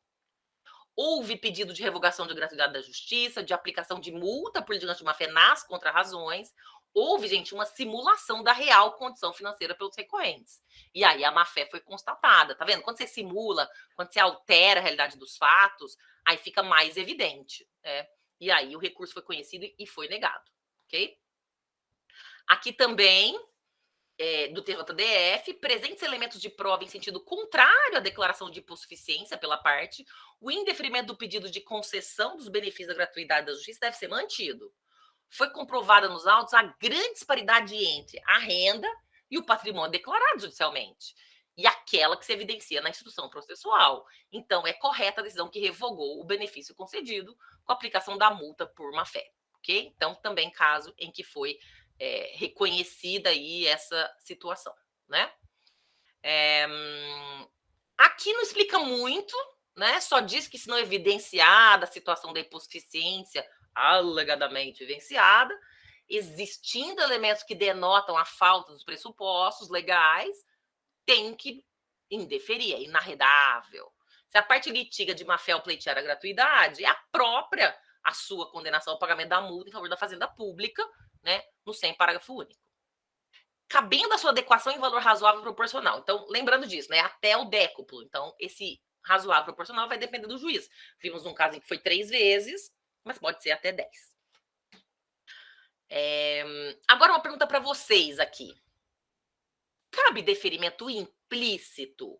Imagine que vocês estão num caso, pedem a gratuidade e o juiz não fala nada. Você pediu lá, olha, excelência, requeiro a incidência da gratuidade, a pessoa é pobre, não tem condições. E aí? Se o juiz nada disser, posso dizer que houve deferimento implícito? O que vocês acham? Sim ou não? Bom, vamos combinar aqui, né? Primeiro, sim. Penso que não, ó, já deu uma dividida aqui. Não, sim e não. Ai, meu Deus do céu. A Sandra tá dividida, né? Bom, vamos começar primeiro assim. O ideal é não chegar nesse ponto, né? O que a gente sempre diz lá para as estagiárias, olha, nós somos guardiões e guardiãs da gratuidade. Então, fez a petição inicial, vamos ficar de olho no juiz. Então, o juiz falou, sítio réu, fala, excelência, embargo de declaração. A decisão foi omissa quanto ao requerimento. Mas Tartu já vai começar o processo embargando? Sinto muito, é omissa. Porque nesses casos em que ela não fala nada, concorda que eu tinha que fazer o recurso na primeira oportunidade. Aí o réu também não fala nada e vai ficando, o processo anda, não é caso de perícia, então esse problema não aparece, aí perde. Aí na hora de recolher custas, não, tem gratuidade. Cadê a decisão de gratuidade? Mostra aí. Não, assim, não é que teve uma decisão, mas também não recolhi nada durante o processo. Cadê? Me mostra aí que eu recolhi a taxa. Não recolhi, ninguém falou nada. Então, se eu não recolhi e ninguém questionou, é porque eu tô sob o palio da gratuidade. Na prática, sim, mas cadê sua decisão? Então, assim, eu já tive situações como essa. Então, talvez o pedido de reconsideração da decisão caberia. Então, Eliane, o pedido de reconsideração é meio que um jus esperneandi, né? Um direito de espernear, falou, ô, excelência, foi omisso. O problema do pedido de reconsideração é que ele não tem efeito nenhum. Se você fizer assim, excelência, olha, acabou de sair a decisão, eu vi que vai publicar amanhã, faltou se manifestar sobre a gratuidade, né? Tem esse caso sensível. Vossa Excelência quer reconsiderar? Ah, vou ver. Aí passa o prazo dos embargos, você não faz nada. Ele não viu. Ou ele não reconsiderou. E aí? Né? Você fica meio na mão. Porque o problema, gente, quando você tem uma decisão, você pode recorrer, ela é errada, ela é certa. Mas quando você não tem a decisão, ah, mas você tem a prática dos atos. Eu já tive um caso exatamente assim. Na apelação, a gente foi defender isso aqui, excelência. Não vou recolher preparo. Sabe por quê? Porque ele é beneficiário da gratuidade. Aí o juiz, diga ao cartório em que páginas que consta a minha decisão. O cartório, não há decisão concessiva. E eu vou dizer, mas também não há decisão negando. Percebe? Então, assim, foi luta, tá? Então, o ideal é você embargar de declaração. Isso. Esse entendimento, gente, é novo, tá? Porque inicialmente o STJ não admitia, tá? A não apreciação de pedido de assistência judiciária gratuita não significa deferimento tácito. Quando eu fui fazer aquela apelação, estava vigente essa situação aqui, porque faz tempo, tá? Recentemente, nós temos tendo esse entendimento, né? A Corte Especial analisou a ausência de manifestação do judiciário quanto ao pedido de assistência judiciária gratuita. Aqui também não é bem assistência judiciária gratuita, é gratuidade, né? Nós vimos ontem. Leva à conclusão do deferimento tácito a autorizar a interposição do recurso cabível sem o correspondente preparo. Então, tudo bem, você tem isso aqui hoje, mas pergunta, você deixa de interpor embargos de declaração para confiar nesse trem aqui? Não. Continue cuidando, continuemos sendo guardiões e guardiãs da gratuidade, é muito importante. Muito bem? Bom, gente, outras coisas que a gente tem que conversar aqui, que também me parece que devem ser objeto de um debate com a parte que a gente vai representar sobre o pai da gratuidade. A concessão dos benefícios da justiça gratuita não afasta o dever do beneficiário pagar, ao final, algumas multas processuais que lhe sejam impostas, ok? Então, você tem que explicar para ele, olha, litigância de má-fé. Se você for condenado por litigância de má-fé, isso não está incluído na gratuidade. Ato atentatório da justiça, que estão previstas lá no 77, no parágrafo 2º, né, o 774, é um desrespeito à ordem judicial, por exemplo. Isso aqui também não tem gratuidade. Efetivação de obrigação de pagar, fazer ou não fazer, aquelas medidas coercitivas para a pessoa cumprir essas obrigações específicas de entrega, de pagar, fazer. Isso aqui também não tem a gratuidade. E dispensa do ônus de adiantar para realizar atos processuais. Como a gente viu, né, você vai ter a chance de ter os atos processuais sem isso aqui. Isso aqui também é um tema sensível. Eu quero conversar um pouco com vocês sobre litigância de má-fé. Por quê, gente? Vamos lá. Às vezes, a gente está atuando na gratuidade, né, sob para a gratuidade, em ações cuja defesa é muito difícil, se não inviável no mérito. Por exemplo, cobrança, despejo por falta de pagamento, execução, munitória. E aí você vai atender a pessoa, ela fala, devo, não nego, não pago. Puxa, mas tá difícil aqui, né? Você estuda o processo, não tem nenhuma nulidade processual. Droga, processo certinho. Porque é isso, né? Quando você tem um mérito ruim, o que você vai fazer? Estudar a parte processual. Deixa eu achar um problema. Droga, o processo não tem nenhum problema, então não tem uma preliminar para alegar. Aí você fala, poxa vida, o que eu vou alegar? Então eu vou dar um exemplo para vocês, que eu tive essa conversa com o estagiário, foi uma conversa peculiar. Era um caso de despejo de falta de pagamento. O contrato estava no nome do marido da assistida, tá? Ele era o locatário. Ele morava nesse imóvel alugado com a esposa e 3 filhos. E um dia ele foi comprar cigarro e nunca mais voltou. Essa até é um exemplo do Nelson Rodrigues. Ele falava isso, e é verdade. Tem homem que sai andando, não é assim, Zé Lamor? Nunca mais voltou. Não sabe o que aconteceu com o personagem. E aí, ela ficou nesse imóvel com essas 3 crianças, uma criança pequena, e ela não conseguiu pagar e foi se avolumando. Aí, a locadora entrou com uma ação de despejo de falta de pagamento já contra ela. Né? Embora ela não figurasse no contrato, ela foi colocada no polo passivo. Tudo bem? E aí, a gente conversou com ela e falou assim: olha, eu não tenho condições de pagar, o dinheiro que eu tô juntando é para eu pegar as crianças e irmos todos para casa da minha mãe. Eu quero voltar para o Nordeste, onde minha mãe mora, eu vou morar com ela lá. Eu não tenho condição. Então, olha a situação, né? Então, se você fizer uma contestação dizendo deve, não nega, não tem como pagar, aí não é contestação, é reconhecimento jurídico do pedido, né? Não dá. Mas também não posso contestar nada, não posso falar nada. Ah, eu vou implicar com esse polo passivo aqui. Excelência, eu não vou, não é possível este polo passivo. Ela é ilegítima, porque não foi ela que assinou o contrato. Mas a lei de locação diz que caso o cônjuge saia e permaneça a cônjuge, ela se subroga no lugar dele. Então, concorda que eu estou indo contra a disposição expressa em lei? Pode dar litigante de má fé? Pode. Aí é pior, porque a lei é clara. Então, e se eu tentar pedir uma audiência de conciliação para pagar parcelado? O que é mentira, porque ela não tem dinheiro para pagar. E se tiver dinheiro, ela vai gastar nas passagens. Eu estou criando um incidente manifestamente protelatório. Também é litigante de má fé. Então, assim, também nesses casos que não tem defesa, a gente fica meio de mãos atadas, né? Porque você fala, pô, eu não tenho o que falar, vou ter que confessar, não quero confessar, né? Quero falar alguma coisa. Então, casos assim, é importante, de novo, conversar com a clientela e falar, olha, chegamos num ponto em que não tem o que ser dito que possa convencer a juíza sobre esse ponto. Se a gente falar e mentir, você pode ter uma multa, vai aumentar o seu débito, e aí não tem gratuidade. De novo, pega a assinatura dele nessa declaração, reconhecendo. Agora, eu vou te dar um exemplo que é um pouco mais difícil, tá?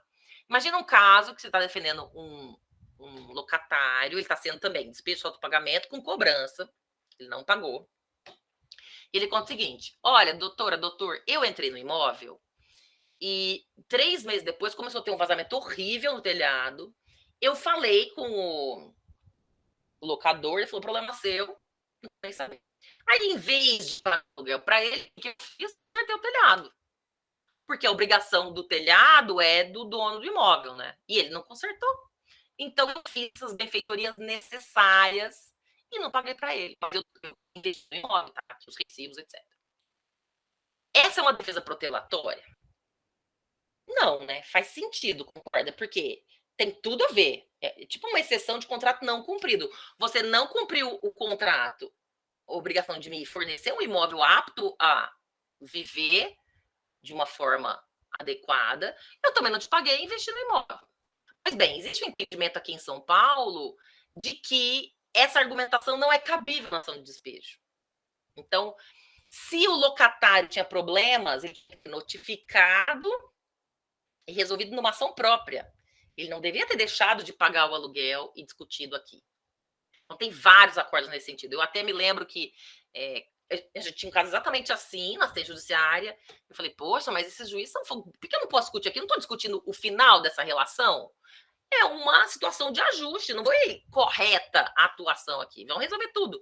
E eu falei, vou pedir pro meu irmão Flávio Tartus, que é civilista, fazer um parecer para mim aqui, pra gente começar a falar, juiz, deixa eu discutir tudo nos mesmos processos. Porque o Flávio falava, não, faz sentido. É uma coisa que decorre da própria locação, mas o juiz não deixava. Assim, jurisprudência remansosa de que não cabe. Aí piora a situação.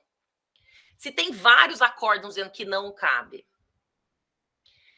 e se eu apresentar, eles podem dizer que eu estou litigando contra o entendimento pacificado e, portanto, aplicar multa por litigante de má-fé?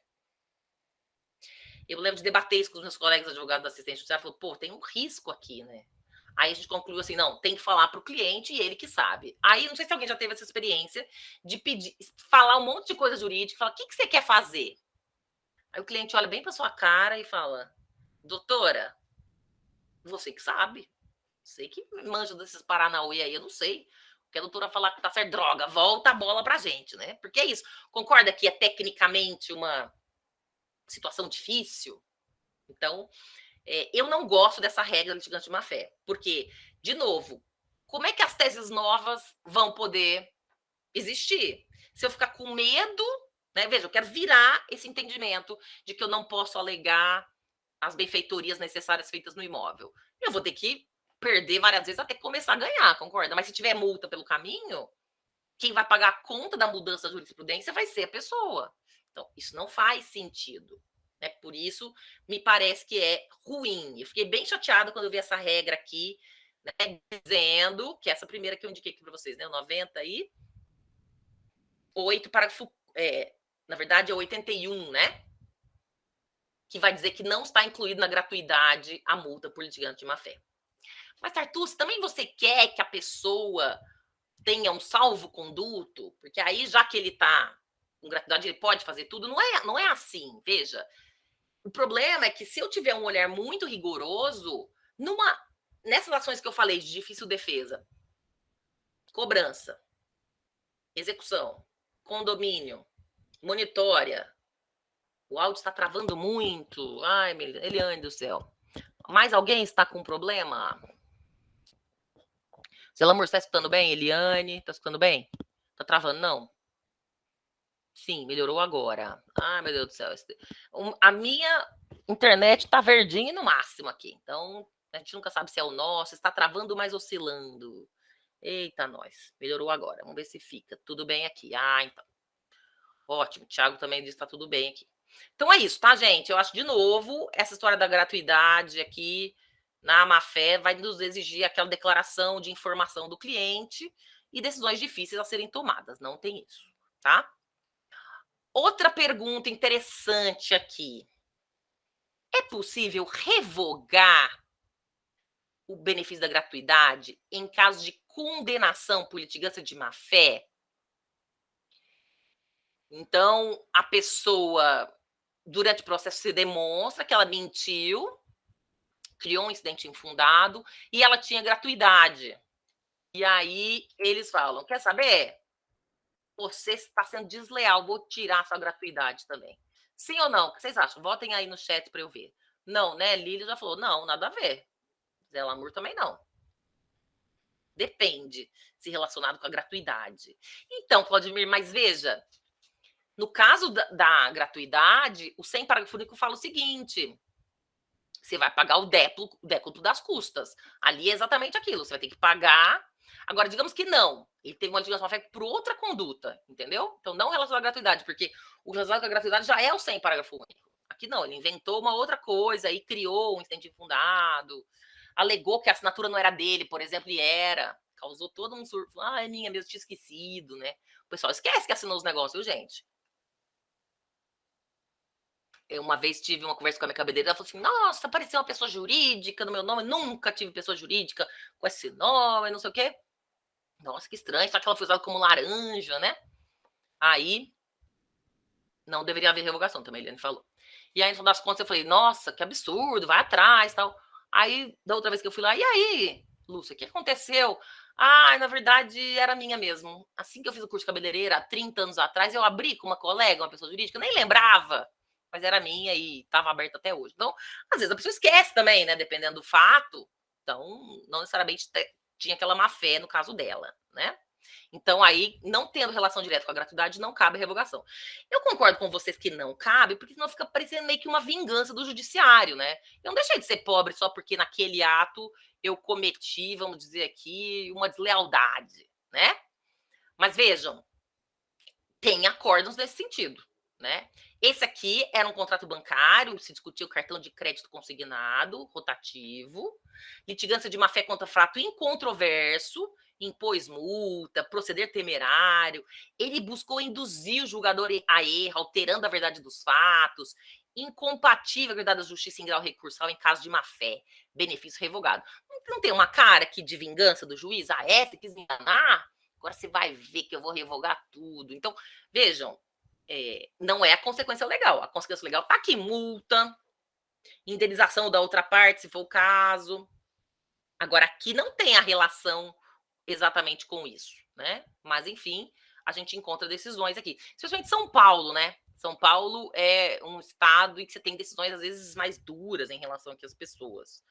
Assim, eu lembro que quando eu estava na graduação, a gente tinha alguns casos de penal, né? E aí São Paulo é chamado de Câmara de Gás, né? As câmaras criminais de São Paulo eram Câmara de Gás, porque tinham um entendimento mais, vamos dizer, duro em relação aos criminosos. Então, olha só, esse aqui foi um outro TJ de São Paulo. Era um contrato bancário em que se queria inexigibilidade de débito acumulado com dano moral, também empréstimo consignado, contradimento, o comportamento foi contraditório por parte do autor, então reconheceu-se um abuso de direito, é princípio de direito à vedação do comportamento contraditório, o venire contra factum próprio, o qual se funda na proteção da confiança, artigos 187, 422 do Código Civil. O exercício irregular e anormal do direito de ação, né, gerou aqui litigância de má-fé, multa e revogou-se o benefício da gratuidade, porquanto incompatível o gozo da garantia constante do 98 e a conduta processual versada pelo artigo 80, tá? Então, esse foi um caso que reverteu tudo, né? A sentença de primeiro grau foi revertida e a sucumbência foi imposta ao autor também, né? Vamos mostrar agora algumas decisões que estão pelo não. Interessante que muitos acórdãos são de ação de essência de débito, né? Pessoas que vão questionar. Veja, a parte assinou o contrato bancário com a instituição financeira e afirmou que desconhecia a origem do débito dos descontos consignados, apresentou, na verdade, uma lide temerária, no mínimo imprudente, litiga dando tiro a esmo, firme na esperança de uma defesa ineficiente, previda pelas circunstâncias de múltiplas ações, com padronizadas, contendo teses genéricas, ajudadas no mesmo espaço de tempo contra uma única parte, ou até de uma revelia. A edição, então, né, número 31 de 2023, então isso aqui é do próprio Diário Oficial, não sei porque veio aqui. Caracterização da litigância de má-fé, conforme o 80, devendo a parte autora pagar a multa estipulada. O reconhecimento da conduta ímproba da parte no processo não lhe revoga, apenas por este fato, o benefício da gratuidade da justiça. Tudo bem? É interessante isso aqui, gente, porque se você for pensar bem, lembrando, né, que o acesso à justiça precisa ser franqueado a todas as pessoas. Uma pessoa rica pode litigar de má-fé e pagar as multas que estão ligadas ali. É desagradável, mas ela vai pagar. Se você disser que a pessoa pobre tem que pagar a multa e ela não tem mais gratuidade para poder recorrer, por exemplo, sendo ela realmente pobre, você vai ter uma vedação do acesso à justiça, concorda comigo? Então, assim, o pobre tem que ser santo, não pode errar, não pode ter uma deslealdade, porque se ele tiver, ele perde o acesso à justiça. Não é para ser assim. Ele pode ter uma conduta desleal, ele vai tem a multa, já não tem isenção da multa, não é essa a consequência? Não está incluída a gratuidade. Agora, revogar o benefício para os outros atos processuais, então, a hora que ele for recorrer, ele tem que recolher custas, ele não vai ter dinheiro para recorrer. Então, na verdade, você está, de novo, fechando o acesso à justiça, o que viola a ideia de que eu tenho que remover todos os obstáculos financeiros para quem precisa acessar o sistema de justiça. Muito bem? Ah, então, o Leandro colocou aqui, essa aqui do Pernambuco, foi nessa Câmara que conseguiu o HC para trancar o IP. Deixa eu compartilhar aqui para esse aqui de Pernambuco ou é a anterior de São Paulo aqui, Leandro? Conta para nós aqui. É essa aqui de São Paulo, 18ª Câmara de Direito Privado. Não, na de São Paulo, essa aqui então. Ah, entendi. Que você conseguiu. Eu mostrei duas de São Paulo, né? Ah, 18ª Câmara, é isso aqui mesmo. São duas da 18ª Câmara, né? O HC para trancar o IP, comentou ontem. Ah, 4ª Câmara Criminal. Muito bem. Ótimo. Mais uma aqui, banco, contrato de mútuo bancário. Então, era uma ação declaratória de inexistência de relação jurídica, acumulada com repetição de débito e indenização por danos morais, contrato de mútuo empréstimo, o valor fixado pelo título de multa por litigância de má-fé está de acordo com os parâmetros estabelecidos no 81 do CPC, e não destoa dos aplicados em situações análogas aos autos, não havendo indicação de qualquer mudança de situação financeira. É isso, gente. A revogação, ele pegou exatamente isso. Não tem indicação de qualquer mudança na situação financeira da pessoa que justifique a revogação, não tem. Continua pobre. Então, impõe-se a manutenção do benefício. Porque aí eu vou ter a compatibilidade do benefício, da gratuidade, né, da incidência da gratuidade com a multa. O 98 mostra isso, porque o 98 caput fala da insuficiência de recursos, o parágrafo 4 fala da multa. Então, na verdade, esse caso é de Campo Grande, então a gente olha aqui. Na verdade, é um excesso de punição você criar aí esse obstáculo de acesso à justiça. Muito bem? Bom, então, Tartucci, áudio está travando de novo. Ai, meu Deus do céu. Vamos ver se melhora. Parei de... Peraí. Interromper. Você está apresentando. O que aconteceu aqui? Pera, só um minutinho. Agora parece que travou aqui o meu negócio. Parar a apresentação. Áudio travando. Quero só conferir se está tudo bem aqui. Estão me escutando? Estão me escutando bem? Está travando mesmo. Sim, foi só a Lilian aqui que reportou por enquanto, né? Ok, agora. Agora sim. Tem hora que trava mesmo, né? Internet, felizmente, é um problema. Então, olha só, nós vimos então, vou compartilhar de novo, que a litigância de má-fé vai ensejar uma multa. E isso não está incluído na isenção, né, do pagamento. Mas é possível reduzir a multa processual? Assim, olha, tá bom, a pessoa hipossuficiente teve um ato desleal, mas eu vou reduzir essa multa, porque também, sabe, o acesso à justiça, ela tinha que se defender de alguma forma. Então, vejam, a gente viu na questão anterior se eu posso revogar a gratuidade como punição porque ela foi desleal. Agora eu tô querendo aliviar a barra. Som ok, vídeo estranho. Eita, nós, agora é o vídeo da estranho. Agora eu quero aliviar a barra. Não, mas veja, coitada, a multa, veja, se uma pessoa rica é condenada a pagar 10% de multa, para a pessoa rica falar, tá bom, dinheiro pequeno, eu pago. Agora, para a pessoa hipossuficiente, 10% do valor da causa é um valor muito alto. Vou reduzir. O que vocês acham? Sim ou não? Votem aí. Né? Sim ou não? Vou compartilhar de novo aqui a pergunta para vocês. Uma janela. E aí? Vocês acham que é possível reduzir a multa, caso a parte seja beneficiária do seu gratuito? A multa processual por litigância de má-fé, tá? O que vocês acham? Votem aí no chat. Roberto entende que não. Quem mais? O Leandro entende que sim. Ó, tá empatado, hein? É possível. Dependeria do caso.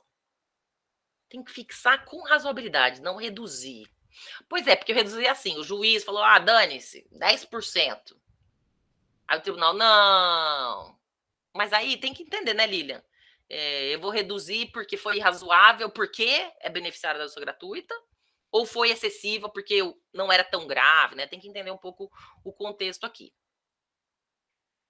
Professor, Rolf pergunta aqui, já te respondo, Rolf, vou só então terminar essa pergunta, aí eu já vou abrir para as outras perguntas e a gente vai ter mais tempo, tá? Então guarda essa pergunta aí que a gente já vem.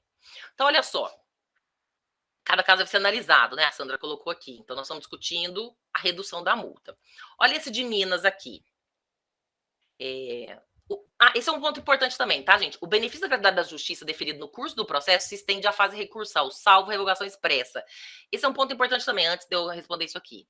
Quando eu tenho deferimento em primeiro grau da justiça gratuita, todos os outros atos processuais estão correndo sob esse palio da gratuidade. Cumprimento de sentença, recurso, não precisa ficar pedindo novamente. Se for revogado, aí você tem que pedir novamente, né? Então, você não precisa ficar renovando. Já pensou que erro? Né? Já está deferido, você coloca deferido a folhas tais, deixa de recolher, prepare e toca esse barco. Então, esse acordo está dizendo isso, não precisa ficar renovando. Já está incidindo em todo o processo. Aí ele traz aqui quem é litigante de má-fé, altera a verdade dos fatos. A multa por litigância de má-fé deve ser razoável e condizente com as condições financeiras da parte, natureza punitiva, indenizatória da penalidade, impondo a redução quando fixada em valor excessivo. E aí, lembrando, né, que a penalidade por litigância da má-fé não é abarcada pela gratuidade, dado o caráter inibitório da penalidade. Então, esse é o argumento. Tartuccio, mas como é que eu vou inibir a pessoa pobre se não vai ter uma consequência econômica? Então, por isso, tem que ser condenada, né? Bom, aqui então, mesma coisa, né? A só circunstância de ser litigante sob gratuidade de justiça não isenta o recorrente do pagamento de multa por litigância de má-fé, em razão de conduta desleal, né? Nos termos do 5º 35, da inafastabilidade, o direito de ação encontra os seus limites na boa-fé e probidade da parte, não podendo essa utilizada de forma abusiva e predatória, com vista a conseguir o objetivo ilícito, e comprovada a má-fé, derivativo do ajuizamento de ação temerária. Confirma-se a sentença que aplicou a pena de criança de má-fé. Em observância ao princípio da razoabilidade, que o valor de 10%, né, vai gerar uma onerosidade excessiva, porque alcança todo o rendimento que ele percebe mensalmente, reduz a pena para 3%. Também parece correta, né? Entra, então, também no que a Lilian falou sobre razoabilidade. Dizendo, olha, 10% pode ser um parâmetro genérico, mas se 10% dá um salário mínimo, que é o que ele recebe o mês todo, vamos diminuir para 3%. Lembrando, né, que se 10% é tudo que ele ganha, 3% vai ser 30% do que ele ganha. Ainda é uma multa considerável. Então, me parece que é correto isso mesmo, né? Mais um caso aqui de negativação de dano, de dados, né? Então, declaratório de inexigibilidade, com indenização por danos morais. A sentença foi de improcedência. Então, houve abuso, apto a dar ensejo à condenação por deslealdade processual. O consumidor ingressou com essa demanda temerária, omitiu fatos, faltou com a verdade, ou simplesmente questionou a existência de dívida, mas reduziu de 5% para 2%, dada a vulnerabilidade financeira do recorrente, pessoa beneficiária da gratuidade da justiça. Tá? Então, eu gosto dessa decisão, né? Porque eu acho que, assim, existe uma crítica em relação ao princípio da igualdade, né? Quando você fala dar a cada um o que é seu, né? Mas essa frase é interessante, um dos postulados da justiça, da isonomia, dar a cada um o que é seu. Aí o professor Rodolfo Mancuso, né, meu orientador do mestrado e doutorado, falava dar a cada um o que é seu, aos pobres a pobreza e aos ricos a riqueza. Não, não é isso. Eu tenho que dar iguais oportunidades. Mas veja, eu também tenho que olhar a proporcionalidade, por isso que a gente estava olhando aqui, né? É duro, né, Leandro? É difícil a gente poder resolver, explicar o sistema de justiça. Tem uma outra crítica da igualdade, aquela frase do Rui Barbosa. Vai usar essa, né, Leandro? Oh, meu Deus, acabou com essa frase dos axiomas da justiça. A do Rui Barbosa é aquela. Igualdade significa tratar igualmente os iguais e desigualmente os desiguais na medida das suas desigualdades. Então, dá na mesma. Igualmente os iguais, os ricos. Desigualmente os desiguais, os pobres. Na medida das suas desigualdades. Então, também é uma máxima, uma frase que vai trazer essa noção de separação, de elitismo, e quando o Estado democrático quer ser inclusivo. Nós queremos ter a chance de oportunidade para todo mundo. Então, o Rui Barbosa falou isso, uma sociedade agrária, cheia de divisões, que a gente está tentando superar. Por isso, não dá para a gente tratar igual. Então, para mim, essa decisão que reduz, ela está olhando para isso. Eu não posso aplicar 10% para todo mundo, porque os 10% que vão atingir uma pessoa, uma família que ganha até 3 salários mínimos, claramente vai afetar muito mais do que o empresário que arriscou e que para ele, né, os 10% do valor da causa não vão ter esse impacto mesmo, né? Isso, aplicando para analogia 944, parágrafo único. Coloca do Código Civil, coloca então para nós aí, Gustavo, essa regra, né, que é aquela regra da equitativa, né, da indenização equitativa, 944, parágrafo único. Então, ele vai poder sopesar conforme o tamanho do dano, etc. Exatamente. Igual para o dano moral. Para o pobre, 3 mil, para o rico, 30 mil. Porque para o pobre, 3 mil é muito dinheiro. Já para o rico, né, não adianta nada. Bom, eu achei uma aqui, de novo, Tribunal de Justiça mais duro. Era um caso em que foi mantida a improcedência, numa ação declaratória de inexistência, com dano moral, inclusive com pena de 5% sobre o valor da causa por litigância. E aí tentou se reduzir. Não, tá dentro dos parâmetros 81, critério que não guarda relação com o fato, tá um foto aqui, tá? Então os embargadores também erram, né? Com o fato da parte ser beneficiária da gratuidade, embargos rejeitados, né? Então esse também foi um caso aqui em que não foi garantido, não foi correto, tudo bem? Então eu vou interromper o compartilhamento aqui. Realmente 119 slides, gente. Olha, deu tempo da gente olhar todos. Eu vou só consertar aqueles errinhos ali e já vou disponibilizar. O que a gente pode concluir, né? Pensando na gratuidade. O CPC trouxe um regramento interessante. a gente conseguiu evoluir em relação a alguns pontos, então a gente tem clareza em relação a alguns posicionamentos, em relação à presunção de veracidade, como nós discutimos, né, em relação ao parcelamento, né, e a modulação, a gente não tem tanta clareza. Então, a gente ainda está construindo uma base jurisprudencial sobre esses assuntos. A gente começou discutindo um pouco sobre o preconceito que acaba cometendo as pessoas que acham que existe um excesso de pleito de gratuidade, mas eu deixo claro que não há estudos empíricos sobre isso. Ah, existe um abuso de pedidos de gratuidade. Cadê os números? A verdade, nós temos um país pobre. Se você quer mexer no excesso de acesso, mexe com a Fazenda Pública. A Fazenda Pública não recolhe custas, nem preparo, ela tem todas as prerrogativas do processo. E ela é a maior litigante. Ela sim tem incentivos para litigar. Então, me parece que existe um excesso de crítica à gratuidade quando a gente tem um país, né, em que 80% das famílias hoje está endividada e a pandemia só piorou essa precariedade. Eu mostrei para vocês que eu publiquei um livro, Igualdade e Vulnerabilidade do Processo Civil, em 2012, eu comecei a atualizar, mas de 10 anos para cá piorou mais ainda a vulnerabilidade. A pandemia veio ainda aprofundar ainda mais essa situação. Então, a gente tem muito a caminhar ainda para a gente poder ter esses fundamentos da gratuidade, que foi o que eu quis problematizar com vocês, esses fundamentos realmente observados, tá? Ainda eu não trouxe todos os temas da gratuidade, eu deixei isso para a gente fazer um segundo módulo, então eu pretendo ainda depois problematizar os outros artigos, o artigo 100, o artigo 101, falar um pouco da revogação, enfim, né? Mas eu queria garantir que coubesse nessas 4 horas o conteúdo, então sendo possível, eu vou depois dar mais um módulo para a gente debater mais questões polêmicas, muito bem? E eu também decidi abrir esses minutos finais para poder olhar as perguntas de vocês, porque eu vi que ontem ficou meio apertado, então, por causa disso, eu vou olhar as questões de vocês aqui, tudo bem? Então, vamos lá, tinha uma pergunta, se alguém tiver pergunta também, pode usar o chat, eu vou olhando pelo chat aqui. Quem não tiver perguntas e já quiser ser liberado, fique à vontade. Agradeço aqui a atenção com que me brindaram. Espero encontrar aí presencialmente. Fala, professor, estava no seu curso de gratuidade. Vou gostar de saber que vocês estiveram conosco essas 2 noites deste fevereiro calorento aqui na capital paulista. Muito obrigada pelas palmas, pelo reconhecimento. Aí, corações e palmas, muito obrigada, tá bom? Então, é isso, estão liberados os que quiserem, um pouco mais cedo, e eu vou olhando aqui. Quer aprender a bater palma? Pois é, eu também não sei, viu? Tem uma reação aqui. Levantar a mão. Ensinem aí, gente, como é que. Enviar uma reação. Aê, Zé Lamour. Ó, você vai clicar aqui no meio, enviar uma reação, ó. Eu consegui também. Ê.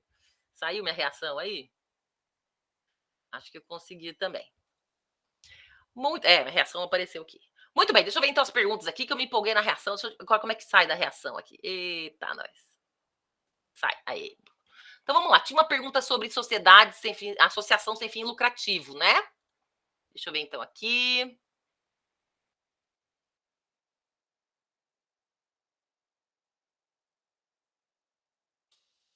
Quem fez a pergunta?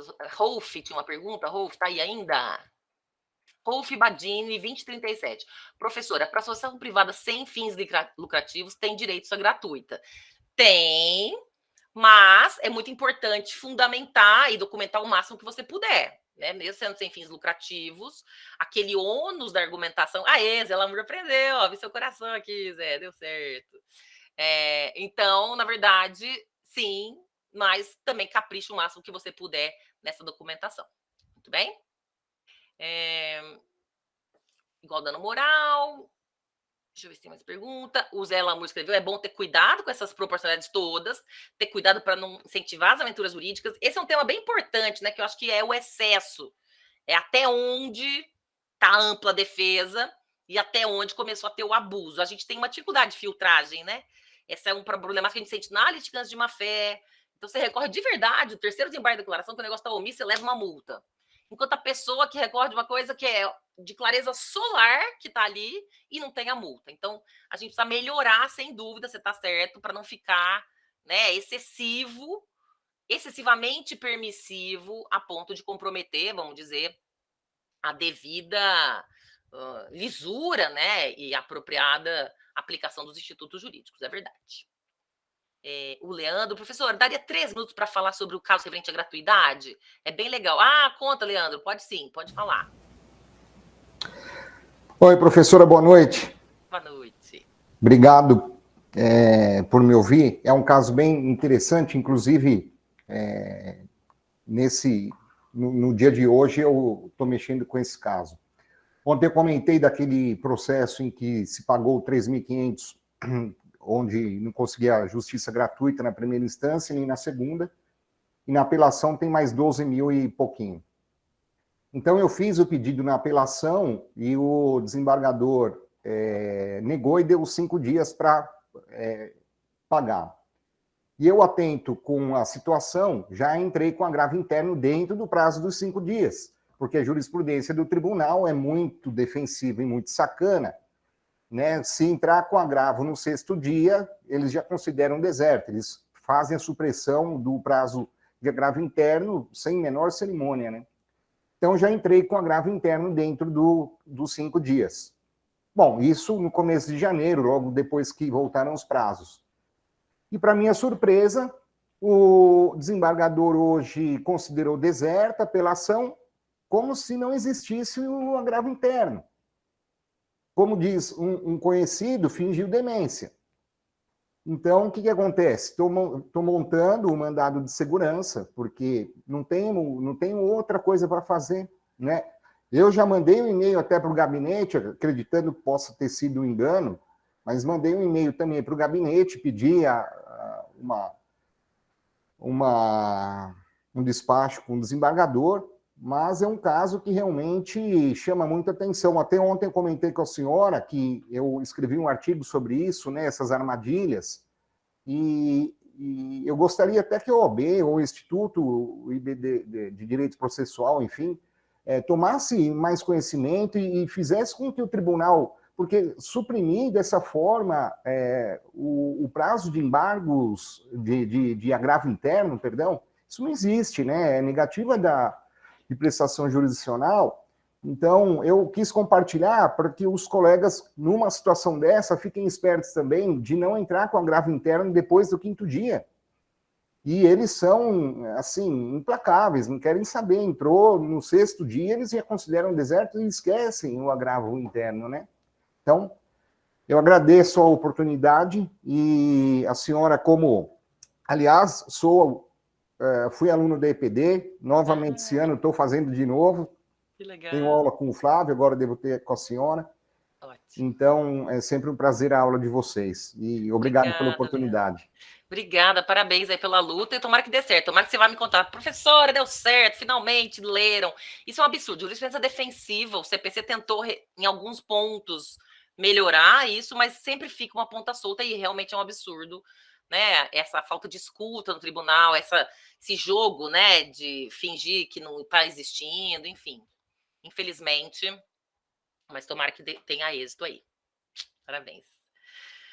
E obrigada por alertar seus colegas, né? O pessoal falou, é bom saber, porque, né, não podemos confiar, enfim, e deixar. O juiz pode deixar a ponta solta, a gente não pode, né? A gente precisa estar sempre dominando a linha do tempo no processo. Como você falou, você pode até pedir reconsideração, mas com algo simultâneo, dizendo, olha, se foi um erro material, né? Só quero dizer que eu estou, né, dando essa oportunidade, mas enfim, sempre tomando todas as iniciativas para que você possa, dentro do prazo, ter essa reação com chance de ser escutada. Então, legal, Leandro. Obrigada. Muito bem, tô vendo aqui que doutora Patrícia Rosas, 2051. Professoras, há estados que têm cobrado custas absurdas, despesas muito caras, 2 a 6% do valor da causa, um verdadeiro absurdo. Como lidar com esse abuso? Patrícia, esse é realmente um problema de política judiciária. Recentemente, até o portal Migalhas andou divulgando uma comparação entre as custas dos estados. Aqui fica um problema de poder local e de, enfim, eu acho que teria que ser também uma negociação entre cachorro grande, entre OAB, local, associação de advogados, tribunal, às vezes até os cartórios também, você vê, houve uma reclamação que os emolumentos do Rio de Janeiro ficaram altíssimos. Então, esse é um problema grave, eu acho que os tribunais também acabam, né, de alguma maneira, ficando com o poder de limitar o acesso à justiça com tudo isso.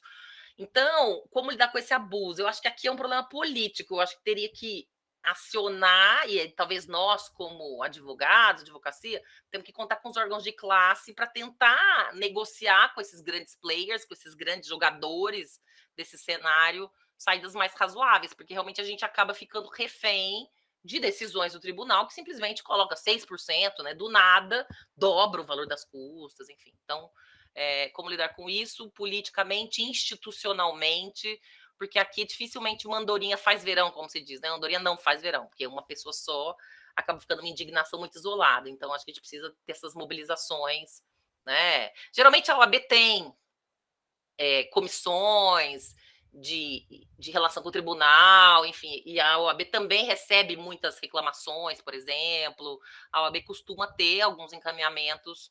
Eu me lembro uma vez que, quando a informatização do processo começou aqui em São Paulo, a comissão de informatização da OAB sempre tinha, eu tinha um colega que estava lá, até citei Augusto Tavares Rosa Marcaci, eu falava, olha, estamos com problema com a reconvenção na hora de distribuir aqui, tem gente que fala que quer fazer separado, agora o CPC colocou tudo dentro da contestação, né, mas o CPC anterior era separado, tal, então algumas questões até já tinham sido endereçadas para o tribunal, então a gente tem que acompanhar institucionalmente aqui mesmo, né? Oh, pois é, né? Os juízes precisariam de um cursinho de 4 horas, é verdade, né? Para poder problematizar com a gente, poder abrir um pouco mais aqui as suas visões, né? Porque às vezes estão muito aferrados em relação a algumas coisas aqui.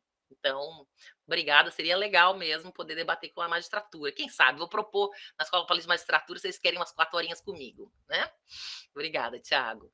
Tá pensando aqui para distribuir uns embargos de terceiro, já pensando no dever de provar que o cliente é pobre. Oh, meu Deus do céu, boa sorte aí, você esteja iluminado em relação a isso. Isso mesmo, a Roberta colocou aqui, obrigada, Roberta, a matéria da disparidade de custas, né? DF mais barato, por que será, né? Boa noite. A Edileia agradece aqui, que a OAB continue proporcionando essa ampliação. Muito obrigada, Edileia, de Criciúma, Santa Catarina, que beleza. Bom, gente, o tempo está esgotando aqui. Se alguém tiver mais alguma pergunta, adorou o curso, Roberta, muito obrigada também. Vou ver mais cursos para vocês, outros temas. Tem algum tema, quiserem mandar temas aí que vocês queiram, processo de família, né? Estou pensando em fazer uma advocacia na mediação e na conciliação, para a gente poder problematizar, advocacia dativa. Isso, material como se consegue, Leandro? Obrigada, gente, pelo reconhecimento. Eu vou agora só consertar um slide aqui que estava meio mal organizado e vou mandar para a ESA. A ESA manda e ela coloca para vocês aí no portal. Vocês têm um acesso via portal do aluno, não tem? Então a ESA mesma vai disponibilizar para vocês. Muito obrigada nessas 2 aulas. Já vai sentir saudades. Verdade, a turma foi muito participativa. Continuem assim, ligados nos movimentos, e desejo ótimos caminhos para vocês aí, tá bom? Tudo de bom, se cuidem.